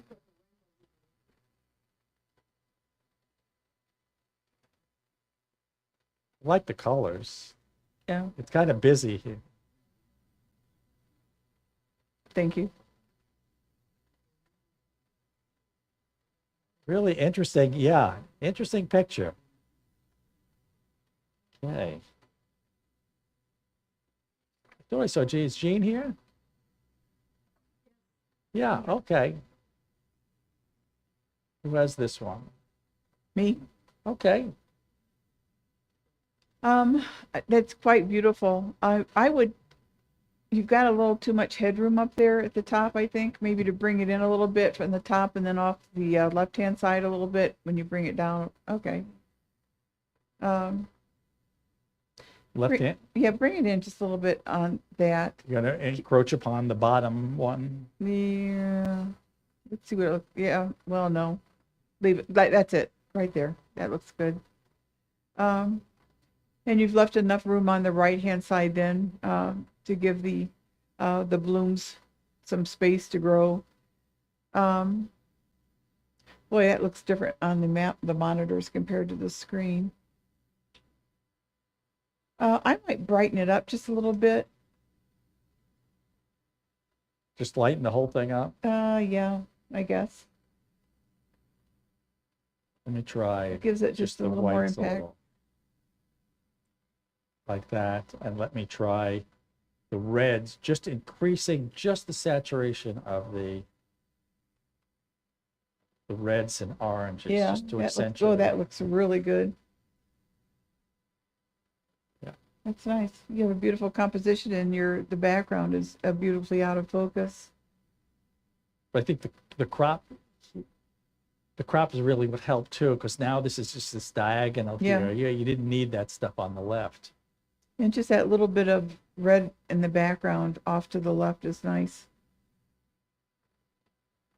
Yeah. Yeah, it looks good. Okay.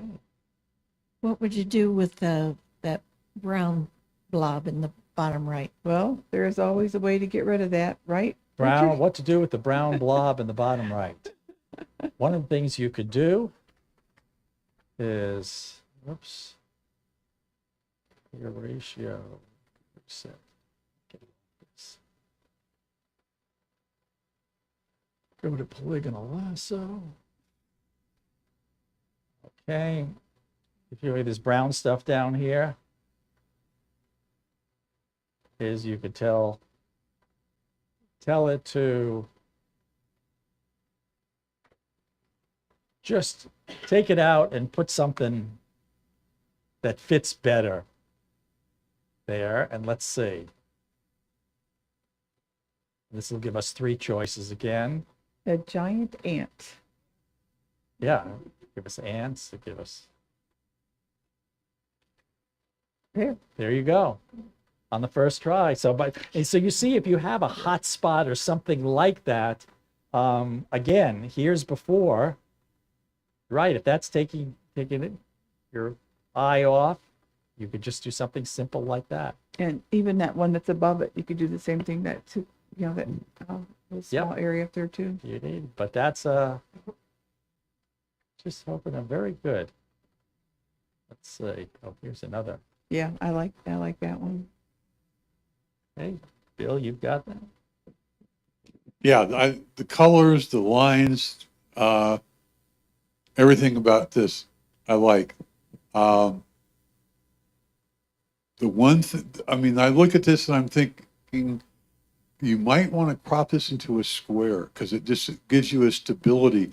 I would come in from the right, quite a bit. You don't think you need that much red.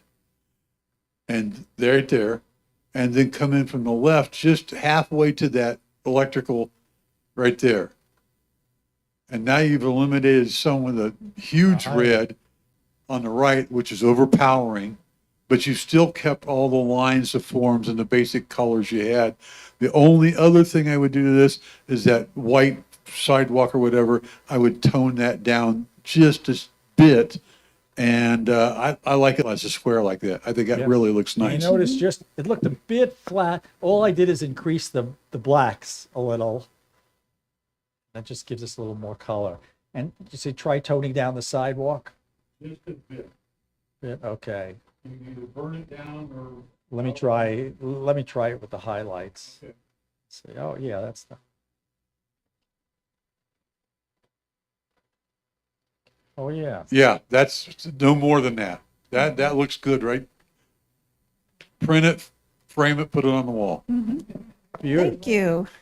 It really is very Oh pretty. yeah, I agree. That cropping, yeah, that made all the difference. Sure did. And you can see again with the just simple things like now that looks a beautiful shot. Yeah. Thanks. The Very yellows good. and the purples and the red.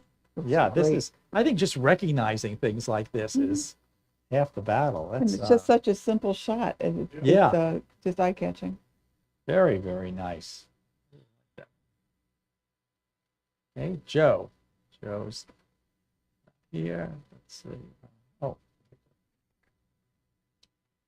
Okay, let's see. Joe Mikos.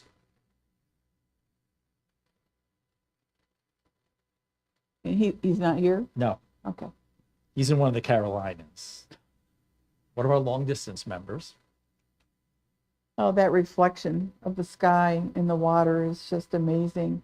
And he's got enough in the foreground down in the lower right hand corner to give it a nice sense of balance there. And I like where the little the weeds are coming up into the water. If that wasn't there, it might just be kind of a boring shot, but you've got a nice a base there.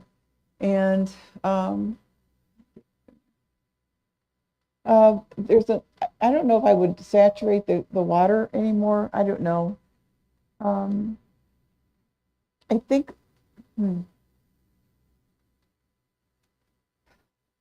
maybe I tried to darken the background a little bit, like the trees up above. The upper trees, darken Yeah. those a little. Let's see. They look a little foggy or smoky or, Try a little. Like that. yeah, just a little bit.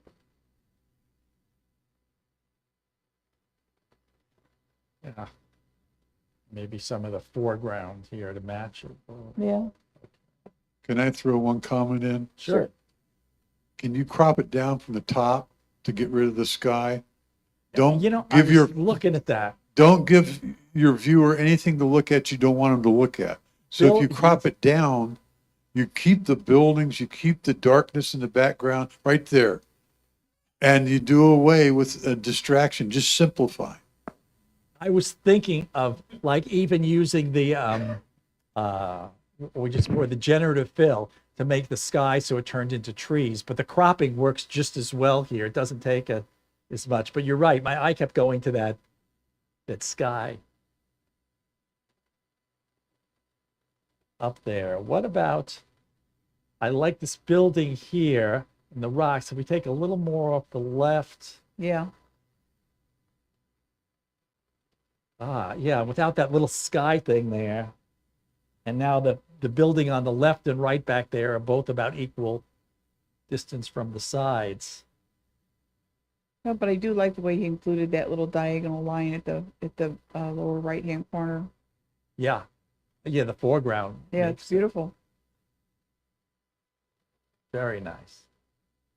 But again, as I point out, you can see cropping sometimes is the most important thing to make all the difference. Yeah, this is, I really like it like this. Okay.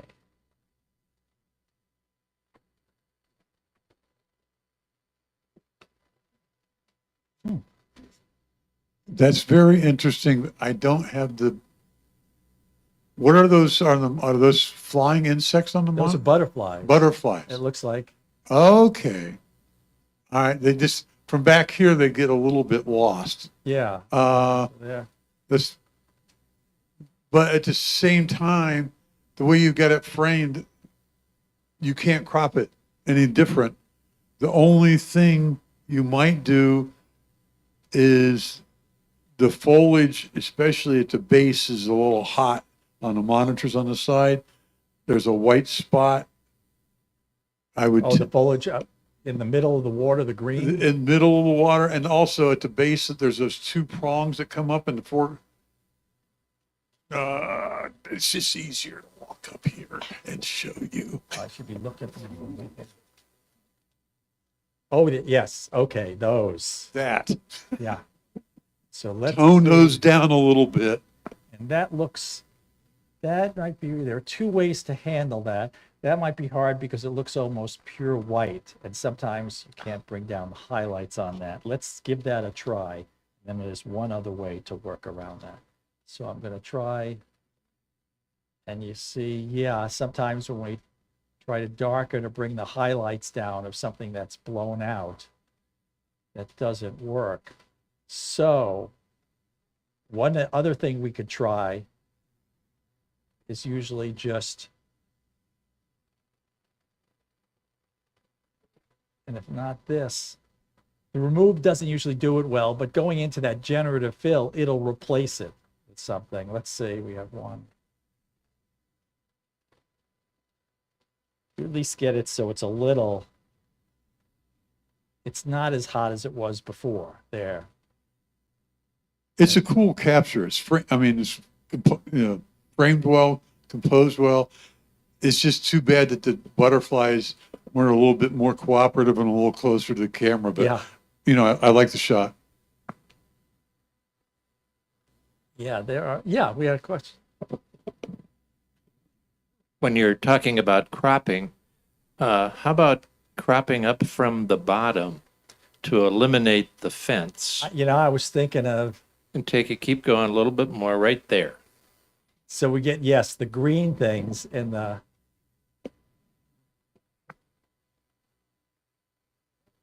yeah, and I was also just thinking about, let's see,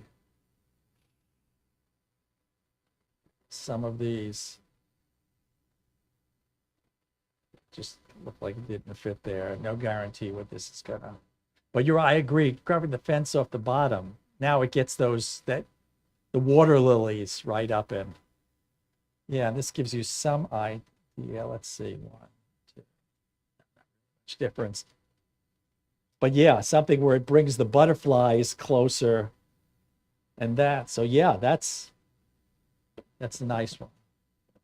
I'm just looking at it a little bit more. You might crop in the top left and right to eliminate all the dark, so there's just the blue on You there. mean like getting rid of those that and and the top? yep, bring that down.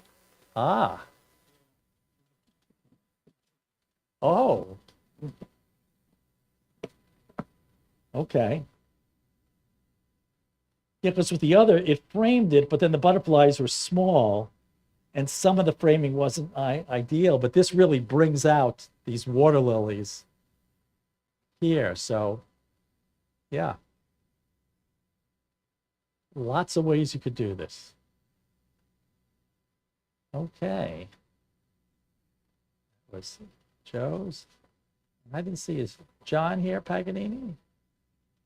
Okay, these are John Paganini's here.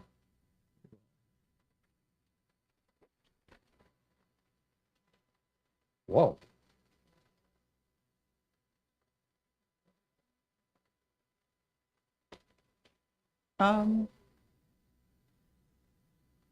This is such an interesting photo. I just love the colors, the subtle colors, and the subtle design. Well, it's not a subtle design. It's pretty ornate, but the subtle colors are just beautiful in this. I think I take it in on the left-hand side. That's just what I was thinking. That's not doing anything, but just bring Right. it in a little bit. Just Just enough. keep going. Now to the tree, you could keep part of the tree or you could, that's kind of close because you're clipping the back of the, but if you just have enough, Right, you're keeping the, you're not clipping off the roof this there. roof there. But you're, yes, and that And just, yes, and what else? I don't know, maybe take a little bit off the right. I don't know if that roof is, there's a, just bring it in, bring it in a little more. Like that. Ah, yeah, Yeah, on the monitors, it's looks really different. But that door, that blue door is nice. There's such a subtle color in there, and it's almost pastel. right. And then you've Right. got the pastel against the dark, grungy look to it. It's a nice contrast. Yeah. Yeah, The one thing that bothers me is that one branch up in the upper right-hand corner that's kind of sticking out a little bit. upper right-hand corner. I'm sorry, left-hand corner. I have Left to hand. put L and R on my hands. Yeah, right in there. Do you mean yeah. this one here? Yeah. I'm not crazy about that. It kind of takes away from the whole Really? linear shot. You like it? Oh, okay, no, but I'm wondering if there's too much of a white, do you mean just that or also that whole branch? I don't know. Take that part off. I don't know. Yeah, The whole branch? Okay, let's see what happens. because everything else is so linear and that isn't. Yeah. And it's not We really. have to work on this more because there are little branches, but we'll get an Yeah. idea with the big branches off what it looks like. Oh. Oh.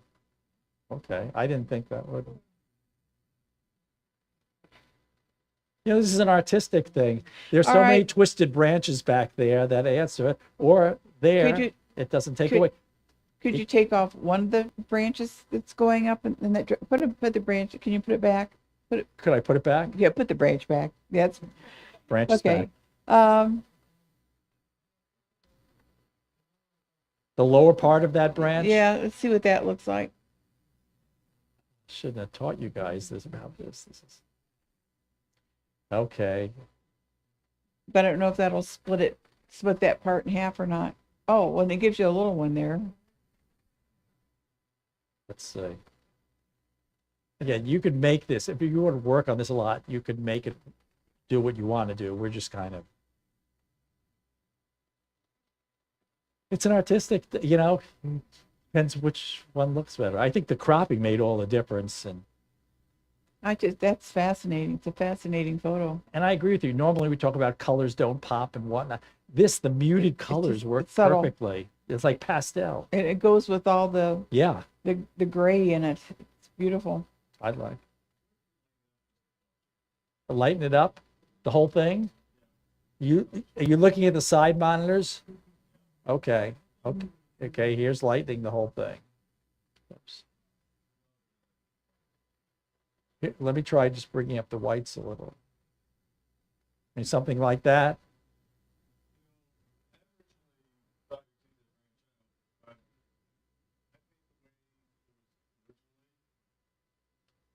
Yeah. Yeah. So there's the branch back in there. Yeah. I think it looks. This is it one a spookier literally. look or something. Yeah. Like a, This is purely a personal take. See, it's a little bit low contrast here. We just up the contrast a tiny bit. Yeah. Adding the vampire. Off this picture now. That's right. Adding I don't do. That's right. Oh, very nice shot. Ah, Jordan. oh, he still has one more shot. We only did one on him. What? We only did one of his. Did I do one on? Oh. Did I do one? Oh, you're right. Okay. Thank you, Nancy. Okay.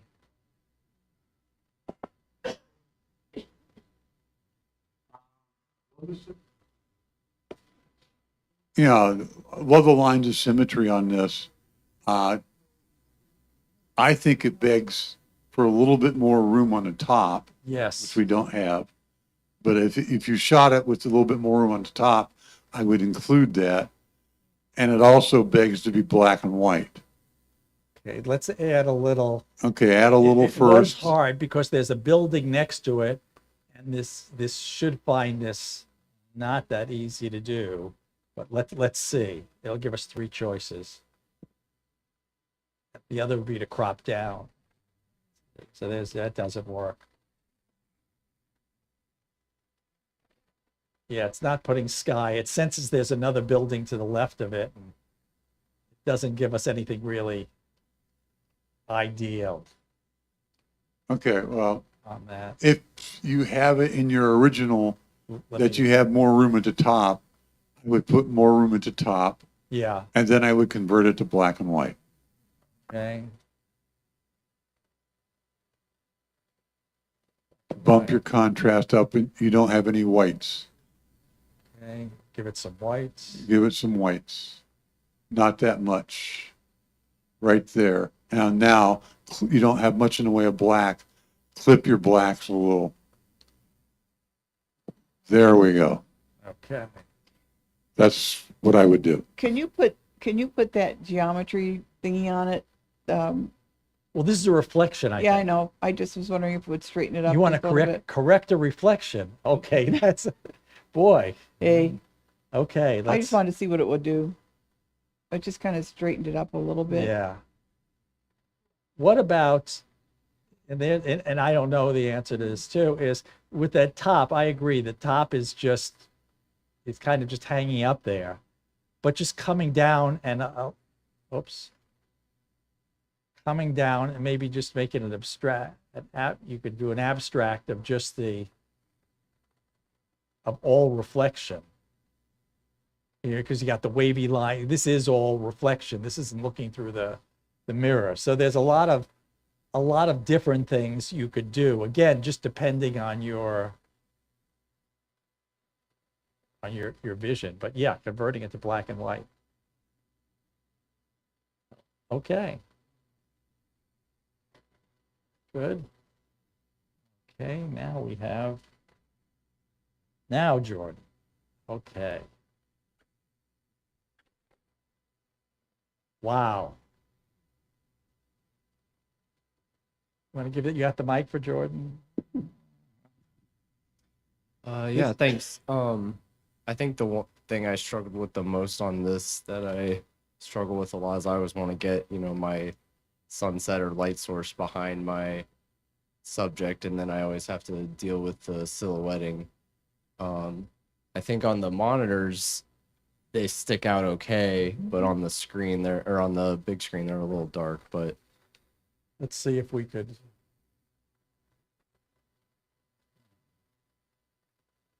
I gave you a JPEG, so I don't know how much you're gonna get out of it, but actually I like that a little bit. I was afraid I was How's gonna that? overdo the light on them.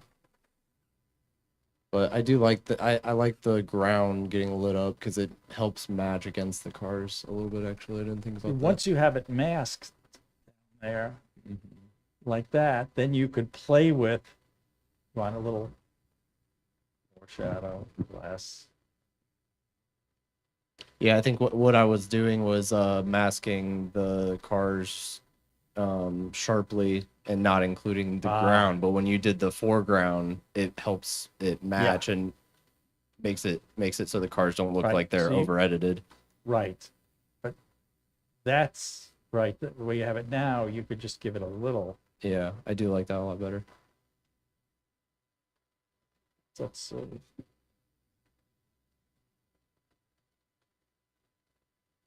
Who had this? I'm sorry, I interrupted. It's just the- I Oh, yeah, don't sorry, I didn't even remember. like. No, it's all right. Yeah, no, anything anyone wants to say. Thank you. I kind of liked it just a little bit darker on the bottom. Since Just- that's probably the way it looks. Just a smidge. Yeah, like that. yeah. Okay, let's Because see. you know it's nighttime, and boy, the sky is beautiful. It just kind of leads your eye right down into the cars. But I think this brings up an important point that if you made those, and you can in Photoshop make those cars perfect, but then it wouldn't look natural. Your eyes just something's not right here. Right. It's like almost sunset, and those cars are lit Too up bright. like that Yeah. too. So you want it to be natural. But that's just beautiful. And what's nice too is you chose between the sky and the cars. You didn't have like the cars dead center of the photo, like, you know, up high with more ground. You chose that sky was just beautiful. And like I said, the clouds are just bringing your eye right down into the cars. They balance out nicely. Thank you. Just beautiful.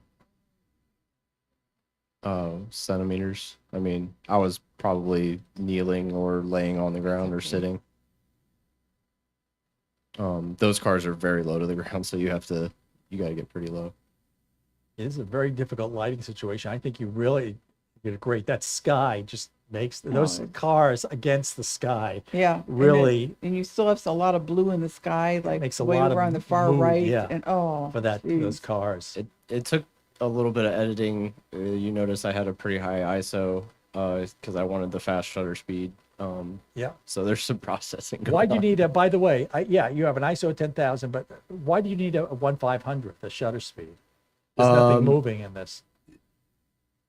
I don't know. Okay. No, but it's something always to think about. Yeah, with nothing moving, you could have shot it at a 60th a second and had an ISO. Probably. I think probably what it was I was just coming from shooting things that were very fast, and those settings right. were just left over Yep. from when I was just shooting. But Yep. I love the light on the trailer. I'm assuming it's a trailer Yeah. or whatever, like right behind that red car. It almost looks like it's just lit up with the light. Yeah. That's just spectacular. There was a comment made about the lights being bright, but it doesn't bother me. I mean, you know, it's like at a festival or something. There. yeah, the lights. I had tried removing them with the AI tool and some of the cloning, but I just didn't really want to mess with the sky. Yeah. So I just left them. I didn't think they were too This is distracting. where it comes down to a personal thing. I Right. really like the lights there. Yeah. Well, first of all, I expect them to be. If I was looking there, they were coming right in my face. They're supposed to be blown out like that, those little ones, but they give the appearance of a fair and Right. whatnot. Yeah, They're not changing the lighting. I really, Yeah. I think they're great there. This is I think this is a great amazing shot. photo. Thank you. Do you enter competitions? Yeah. Okay, that's good. So, Yeah, I actually have a question about that one. this one? Yeah. So Okay.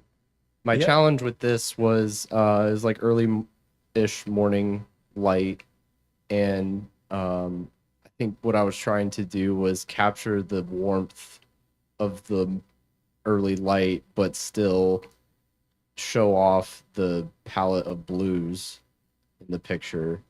And I tried a few different things. I'm curious to see what anybody else would try. I guess it's my turn. You got all these bright colors, bright whites. They're well done. The lines, just crop the bottom off. It really doesn't do anything for the photograph. Come right up to the bottom to get rid of the table, but still leave the top of the pot right there. Okay. And now you have all these light colored, airy feelings without that really heavy, dark base. The colors are beautiful. The lines are gorgeous. You got some nice soft shadows. I don't think I'd do much else to it but that. I like it. It brings the focus up to the sky and the window and the blues. So yeah, I see what you're saying there.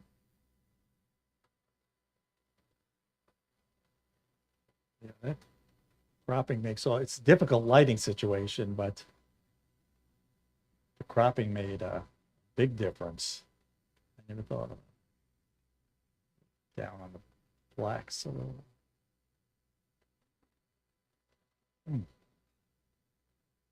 So all we did is just came down the highlights a little, the light on the. Okay. Yep. Yeah, because you see it on the plant, it's several areas that it's blowing out there. Mhm.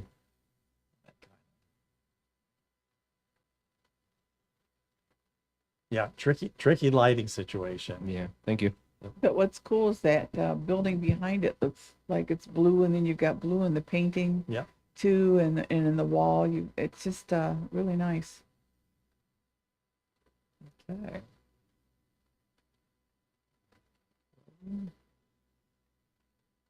Is Karen here? We have one from Karen. Karen Mente.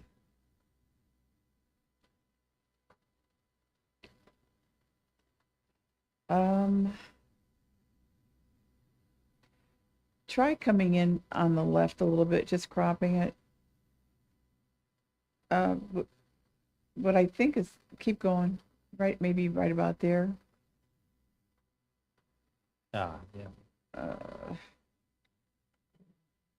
Maybe come in on the right a little bit too, but get rid of that fence thing. Get rid of that altogether. Yeah, maybe. That's where my eye wants it. It's so interesting there with all the open work in the center. And then to increase contrast a little bit. Yeah, I'm gonna get rid of this. Yeah, if you notice, you look at the histogram, there's no deep blacks, and there's no deep whites there as well. So the histogram kind of tells you there. So we'll increase our blacks.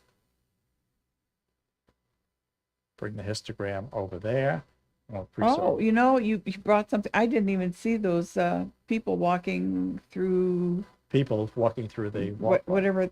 It's like a glass. But you see now the histogram goes up, and so there, I didn't even see them before. no Yeah. lights and darks there, or no. We increase the contrast. Yeah. What about getting rid of that rock thing that's in the middle, dead Really? center? In the middle there. Yeah. Okay. You're the boss. I'm just throwing stuff out. I don't know. Yeah, just technician here. And Get rid then of the maybe crop up from the bottom a little bit. Got to get rid of the rock first. Okay, all right, I'm sorry. Okay, that's- Richard's Hey, while the whipping his brain is AI still into there, functioning, okay. we keep working, okay? All right. Get rid of, okay, get rid of that. We'll get rid of yeah. that white spot. Then you said crop up from the, Bottom a little bit, but From still the maybe bottom? keep a little bit of the white, but come up just Okay. a little bit. That kind of, well, okay. right there about. Anybody else got any suggestions? Get rid of the people?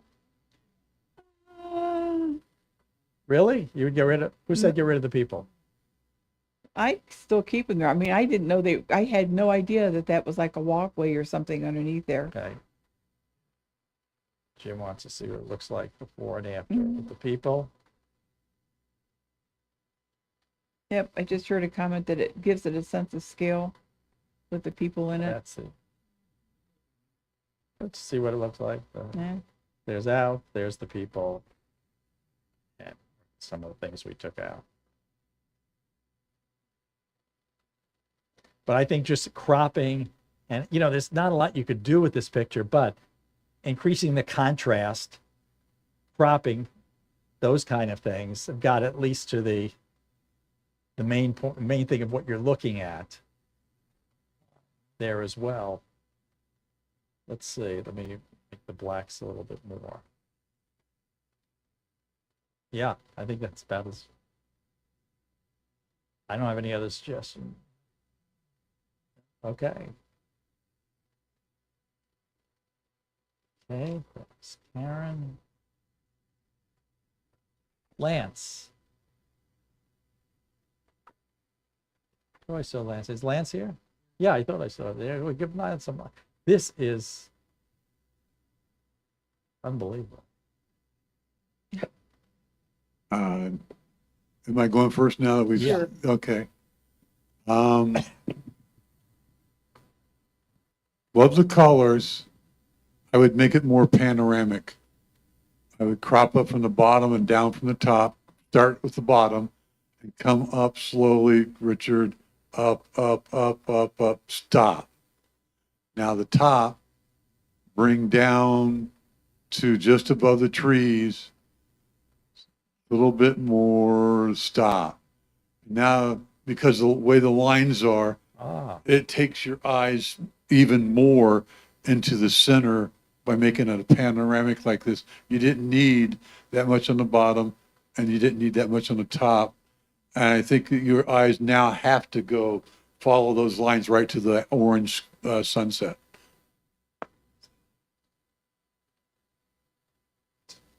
Bill, this is just an opinion thing. Yeah. What's your opinion on the only part of the sign there? Would you leave that or look like it's just cut off, or I can go either.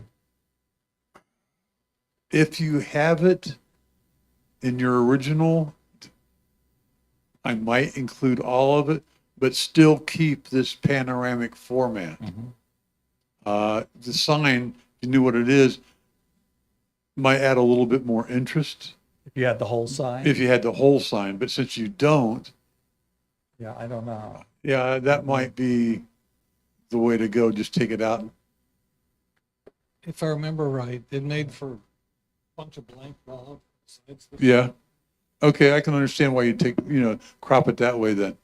But I think losing the top and bottom and making them more panoramic like we just did, I think it adds some visual interest because, let's face it, back when I was chairman of the competition committee, I hammered the idea everybody entered 11 by 14s because that's the easy, cheap way to go.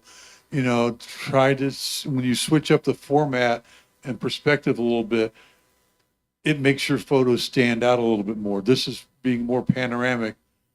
That's another reason I like squares. It makes things a little different.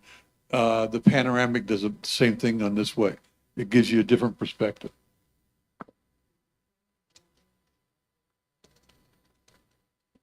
That was, I think, 3 exposures.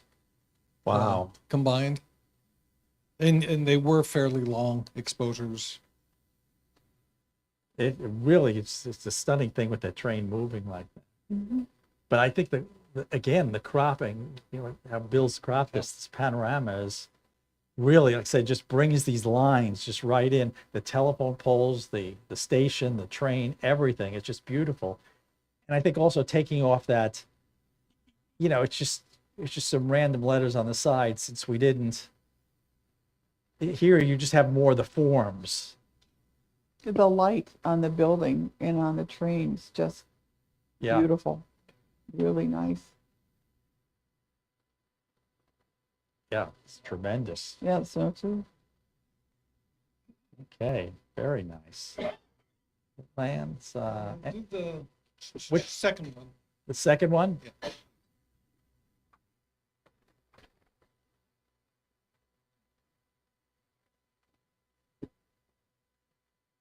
Hey, Nancy, I think this is Yeah, yours. that. You're the thinking. subtle colors are just beautiful on that. I think I'd bring that in though, almost make it a square crop a little bit. Yeah, something like that. Bring it down a little bit. Because you've got a nice diagonal of the plants going from the top left to the lower right. It's nice. It's not just straight across. And then the yellow in the background is highlighting the plants nicely. Just want to see your curiosity. I'm looking at the histogram, and again, it's flat at both sides here. I'm just going to set the white and black point, just to see. Bring the histogram. Yeah, now you notice it's a little flat there. Now everything seems to pop a little more. I kind of like the subtle quality of the other one too. It's just soft and dreamy. Oh, you mean And- before like that? Well, if you wanted to increase it just a little bit, but yeah, Yeah, I no, like, it just I all like the depends what you're- soft, dreamy colors Okay, and the. I'll bring these back to. In fact, I will just. It has a Okay, peacefulness to that's it. the original way. Well, maybe hit it just a little bit. Mm-hmm. Sorry. Oh no, but this is all just personal taste. You're right. That's a little increase in contrast. That's before and after. What was the yellow in the background? Do you remember? Oh, Early spring. oh, really, really pretty. And snow on the ground, in the left-hand corner. Okay, it's pretty, very pretty. Yeah, the very yellow makes subtle, it. Yeah, and cropping it like this. very peaceful. Very nice. Okay, I think we have Mike now. Okay. Okay. Okay, Mike. Wow. Well, how what? Just Oh, I'd just like to get some feedback on how to improve that shot. I absolutely love that shot, but what can I do to make that a right. stand? I see it was also, it was a 16 millimeter. Yeah. Okay, straighten the horizon.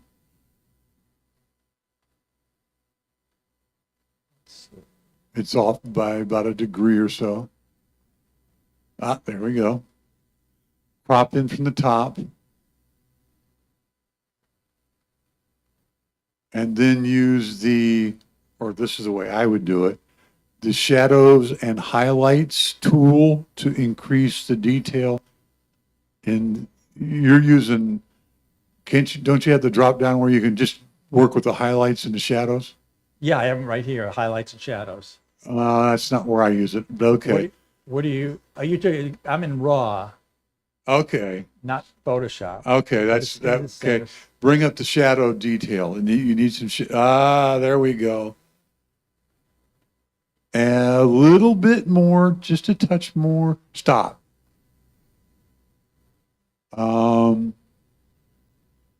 Yeah, that's what I do. The color you get when you bring those shadows up, when you bring that out, that deep red is just, really looks good against that ominous sky and background. Look out, a suggestion. Gary's got a suggestion. Mask the sky and do a little dehaze on the sky. Okay, let's see what that does. Mask the sky and do a little bit dehaze. Something like that.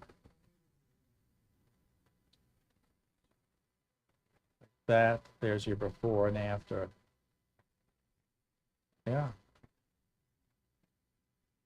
And looking at the histogram, maybe pop the whites up a little bit.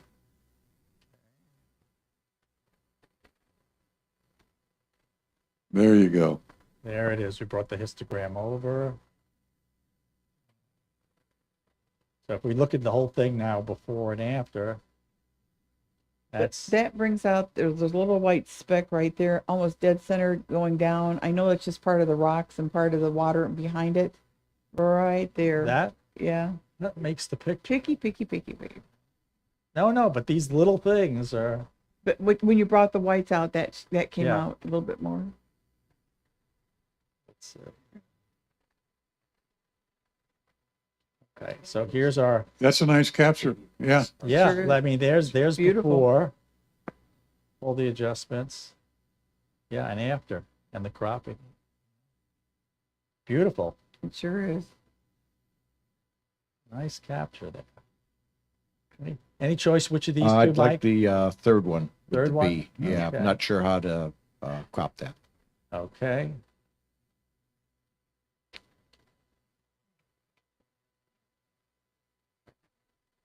Oh, cheating. Is that B real sharp? I can't see. I can't tell. Yep, he's pretty good. I'm not sure about the flowers, whether they're really in focus there. Yeah.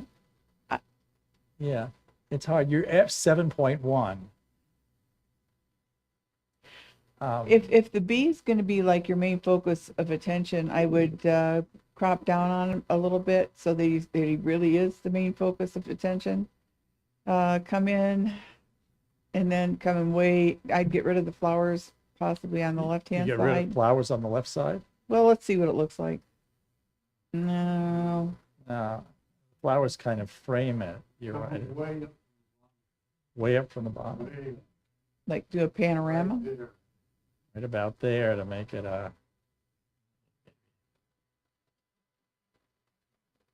Yeah, that almost, and let me see if we can come in from the. So the flowers are both equidistant from the side there. And then maybe this one wayward. You laugh now. But see, I look at an artist would consider what to paint, and we just have to consider what to take away. He wouldn't paint that branch to begin with. So we're just going to. Please check my internet connection. Try again. Is it? Do that. There. I think it was just bluffing. There. Now I simplified it. So again, simple things like that. We just painting. What do you think, Dan? Me? What do you? Or him? What does anyone? Well, Bill, what? That's where I would leave it. Yes. Okay. Yeah. That's the crop for it, because you've, again, simplify. Yeah. We've simplified it down to all the elements. And now if you cropped anything out, it would detract from the photo. Up until this point, you can't say that, in my opinion. So again, Mike, you recognize these, like on this one, you recognize this would be an interesting shot. Then afterwards, you could do this. Or at the time, if you're trying to figure out, well, which this, what do I crop, how do I, the bee's gone. So you get it, and then work with this stuff afterwards. And I really love this like this. So again, very nice. Okay. Let's see. Bikes. Is Milan here? Milan Freeman? Okay. Interesting. Whose is this now? I Bill? guess I'm taking the first one. Okay.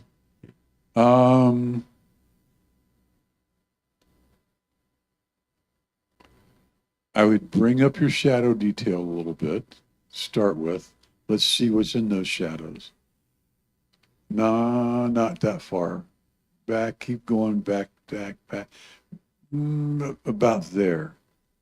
That gives you a little bit more interest on the sides. The bottom is kind of busy. I don't think that's what you want us to look at. So I would crop up just a little bit, or a little right there, and then take away that branch that's on the lower left third. Let's This stick it take that out. Okay. Brush a little. Richard the Destructor. This is, yeah. Again, an artist wouldn't paint that branch. To begin Exactly. with, so and you're not going to go down there and clip it. So let's see. Okay.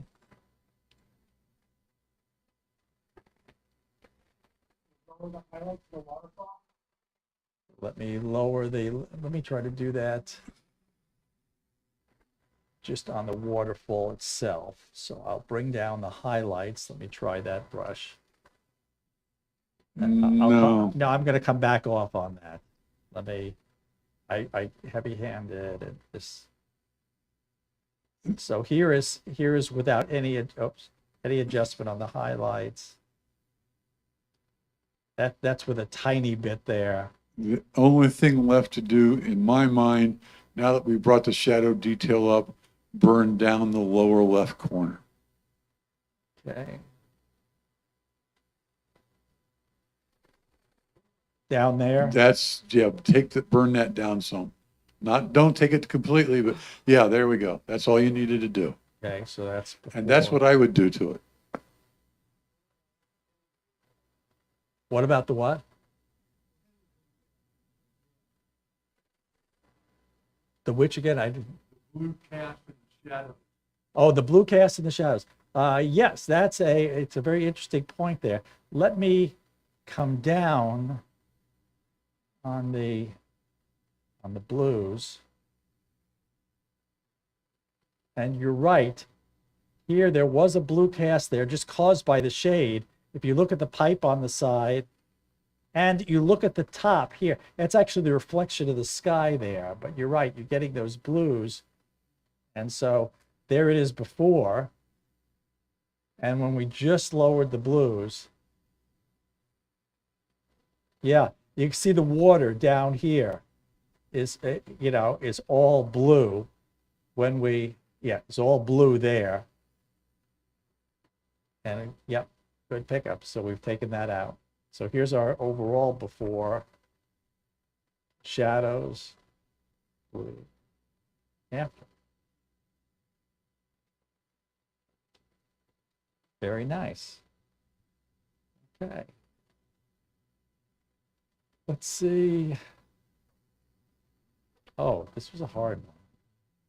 Hey, Nancy, you.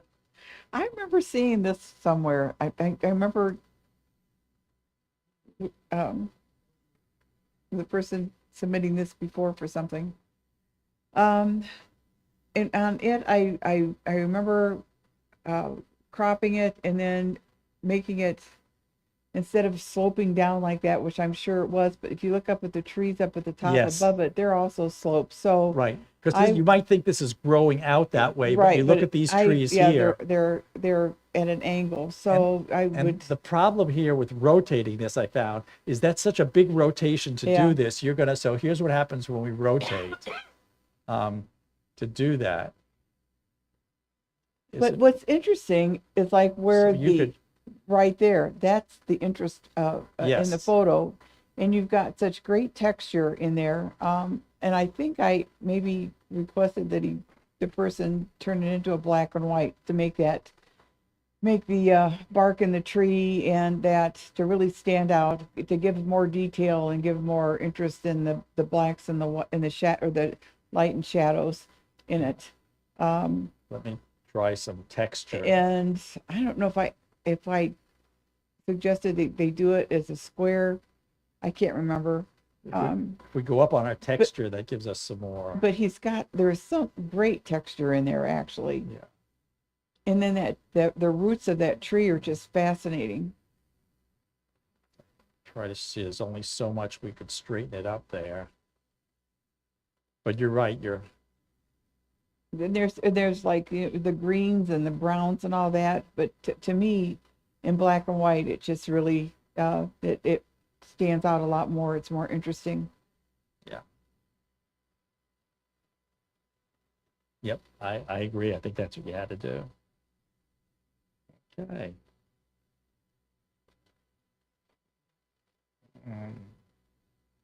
Got Ray. I thought I saw Ray here. Yeah, okay. Okay. All the photos that I submitted were taken at the Crawford Auto and Aircraft Museum. And the challenge there was there is just all kinds of distractions no matter which way you looked, from the lighting and a whole bunch of hot spots to just, car after car and everything. So this particular one is a close-up of the ornament on an old Cadillac. And the ornament is, I think in this day and age, you'd pay $30,000 just for the ornament and maybe get the car for free. But I found that just a fascinating piece. I still had to do a lot of work in dealing with the hot spots from all of the lighting that was all over the place. All right. I like the square composition. I think the subject needs to be shifted slightly to the left. I just got a feeling it's heavy to the right. Yeah, so maybe come in there. That takes away from the square, but it gives you an idea. That to me looks a little bit more balanced. The hot spot, I know you said you're working on hot spots, but that one oval hot spot right below the curve needs to be toned down a little bit more. You know, on down, that, yeah. that what right there needs to come down if you can do something with that. It's, yeah, that's probably going to be a harder one. Yeah, I know. That's-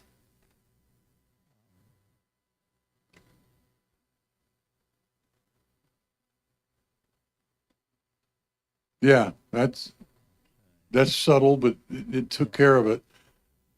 And I don't know what's on the end of that ornament. It's like a pale green.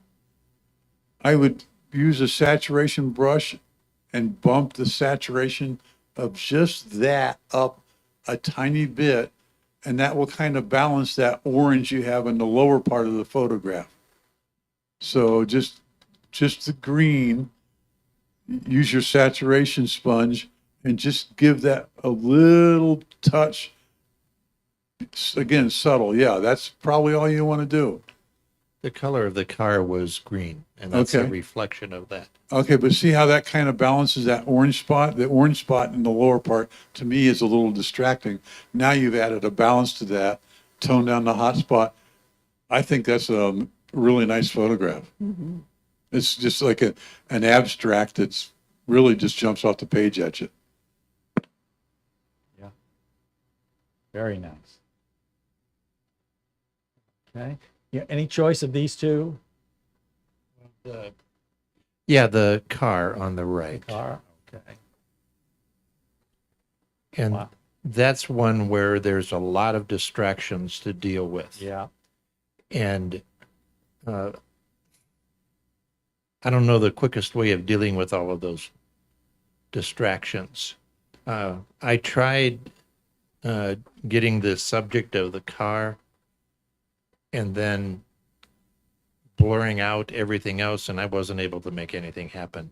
So I threw my hands up and said, I'll send it in and let these guys fix it. This is difficult. Let me.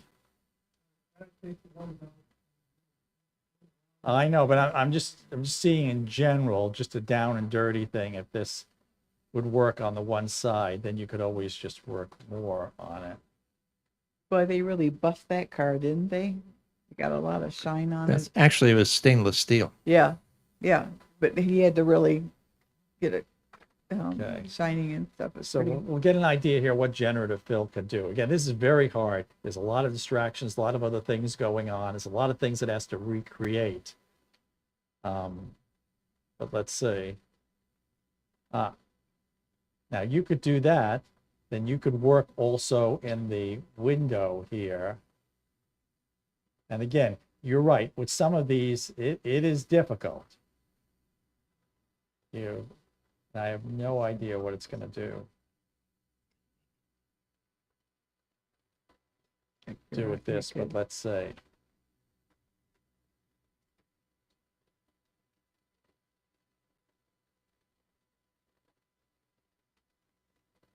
Okay. Yeah. There, yeah. See, it didn't get the idea that it's a window. It's a window. So you could, you could work, again, it is with a lot of these distractions, you're right. You can't really go around and get a different angle, if you're trying to get the car head on. I don't So- think they're a distraction. Okay, there's the. Okay, let me get rid of the.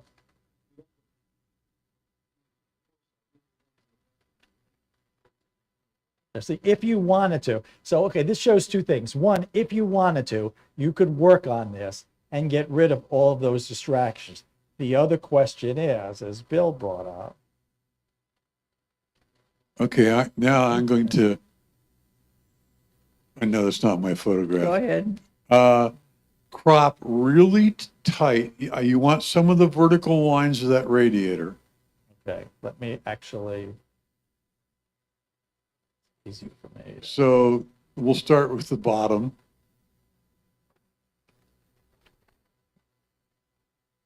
Okay. Yeah, this is going to be very abstract and very radical. So bring the crop up all the way above the headlights. Stop. Nope. Get rid of the headlights. Stop. Bring the sides in to that side to the photograph. Stop. Bring the other side into the other photograph. Done. Now, I know that's pretty radical, but it simplifies it. You know you're looking at a car, but it gives you some idea of where it's at with the photographs in the background. So you can tar and feather me later. I did play around with a pretty radical crop of just the grill. Yeah. Yeah. And Yeah. that one, I was almost was submitted that, but because there's so much detail in that grill. But you're right. What Bill said about the pictures, that being part of the story too. I think you could successfully take out the column there as well. But yeah, this is a difficult one when there's all that busy stuff around this, especially these auto museums. We've had that. We go to some of the others. We have actually 2 more quick ones and we're done. We're going. But yeah, that is difficult when you're shooting things where there's so much other stuff around. You can't isolate them.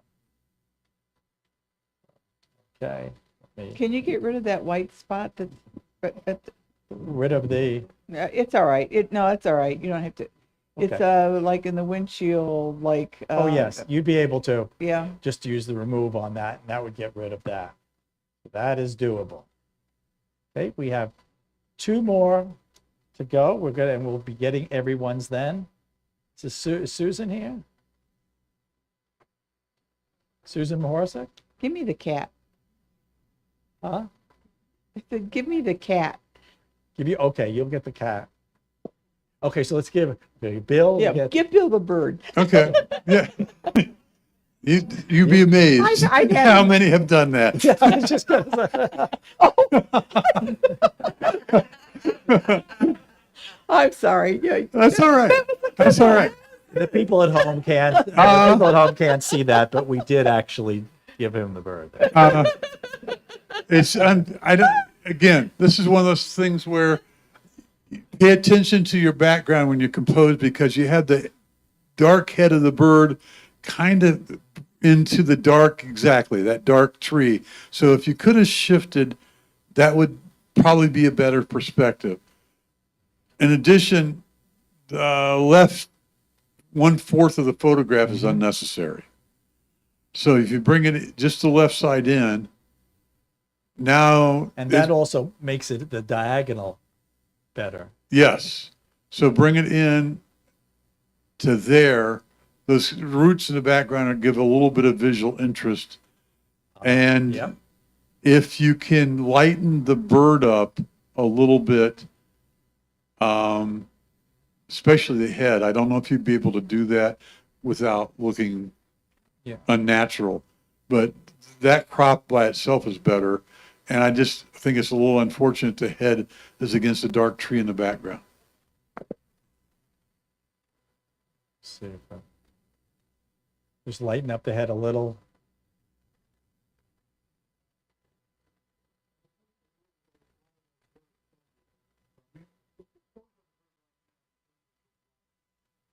Is right. That's the way the bird. Yep. Yep. Didn't touch it. That's the. But yeah, I can't. I know we say this over and over again ad nauseum, but the crop. But as Bill said, bringing that in, because that's how it comes out of the camera. But bringing it into the left, you've got this perfect diagonal here. You've cut out the unnecessary. I think the crop just made everything here. I agree. Mhm. And the cat for dancing. Okay.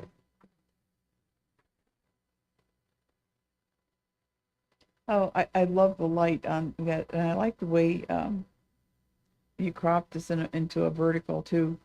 But the light on the cat is so nice, and I like the way the light's coming into its ear. There, it's kind of highlighting it. Nice soft light. I might try to lighten its face a little bit. Let me try to come up on his. on the shadows on his face. We'll do Just- this. Try here, come up on the whites.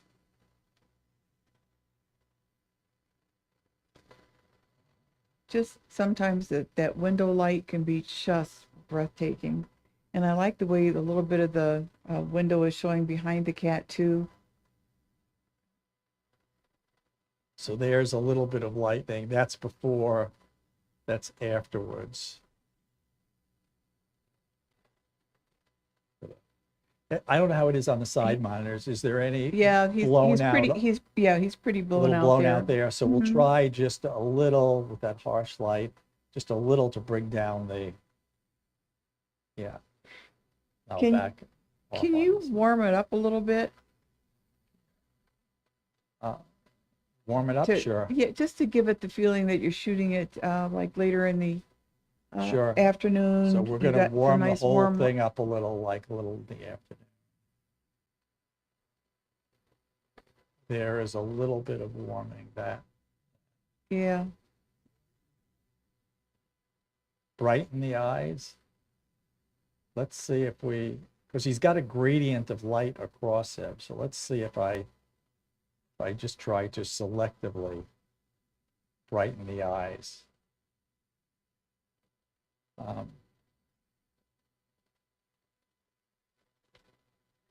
Kind of look a little.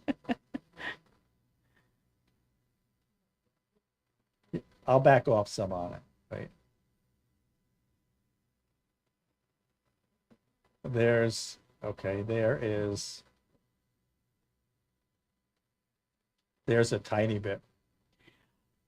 And this, could you just try? I just want to see what it looks like. I don't know that it'll be any better. Maybe putting it into a black and white just to see. Okay, try it as a black Just to and see, white. just to see. And then tone down the whites on that. Okay. Tone down the lights. Increase the, It looks a little blue to me on the monitor. Maybe it's just Blue? my eyes at this point. excuse me, Oh, bless you. blue, we're in black and white though. I know. It's black and white on the screen, on the monitor. It's a little bit blue and white. I don't, His fur is standing out a little bit better in the Yeah. black and white. I like the colors in it. Yeah, especially in his ear. Yeah, it's but here's our whole before, where it's harsher, you see. And Yeah. We've softened up the light a little. Yeah, it turned it And- more. Oh, yeah, that. Yeah, we warmed it up. gold. We've opened up the light a Yeah, little. even toned it. down on the wall underneath the cats, a little. It has a nice little gold feel to it too. Yeah, you know what? I kind of like it like that. I like the color in his Yeah. ears, the way the light's hitting it. We use remove tool to remove the cat. No. Put the bird in. No, that's the, okay. We got our last one here. Is Jen's. Okay. Jen Cockrell. Oh, Whoa. Jen. Love the colors in this. I mean, it's just a warm feeling, and I really like that. I might crop a little off the bottom just because it has a little bit of a centered feel, and come in just a touch, not very much, on the left, not the right, the left, to get rid of the center feel of it. Right there. It kind of simplifies it. It now makes it look like an eye, but you still keep those rich colors that surround it. I think it's a nice abstract that way. Yeah. That's it. The few memorial. Is this the season photograph? Yes, it is. What would happen if you bumped the saturation just a tiny bit? Okay.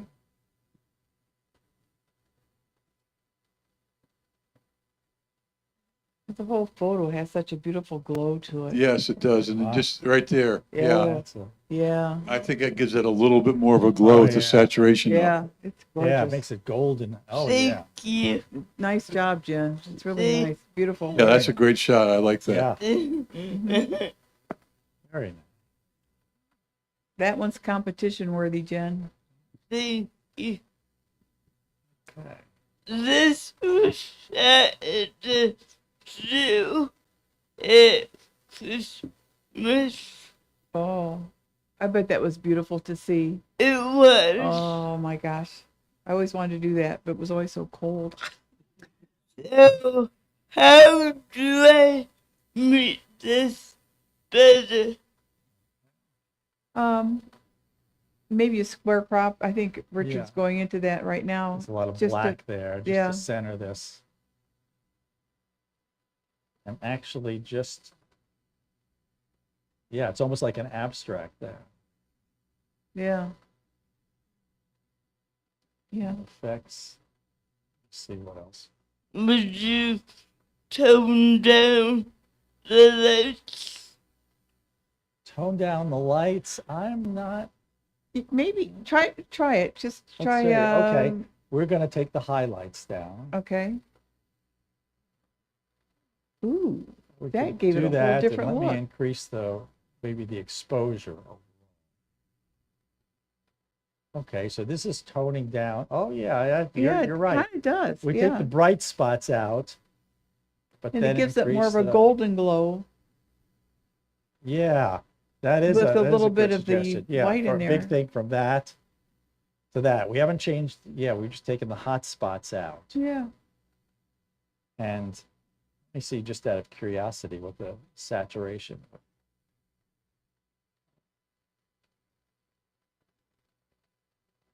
That brings out the white lights in there too. Yeah. That is. Yeah, but I think putting it in the middle like this kind of crop that's just around, it's almost just like an abstract here. Mhm. But yeah, coming down with the highlights gave it some color. Huh? They're key. Okay. I didn't know if that was just the way it was hanging down there. Let's see. if No, it's- but that's probably me Okay. when I took the photo. Let's see. Try the automatic.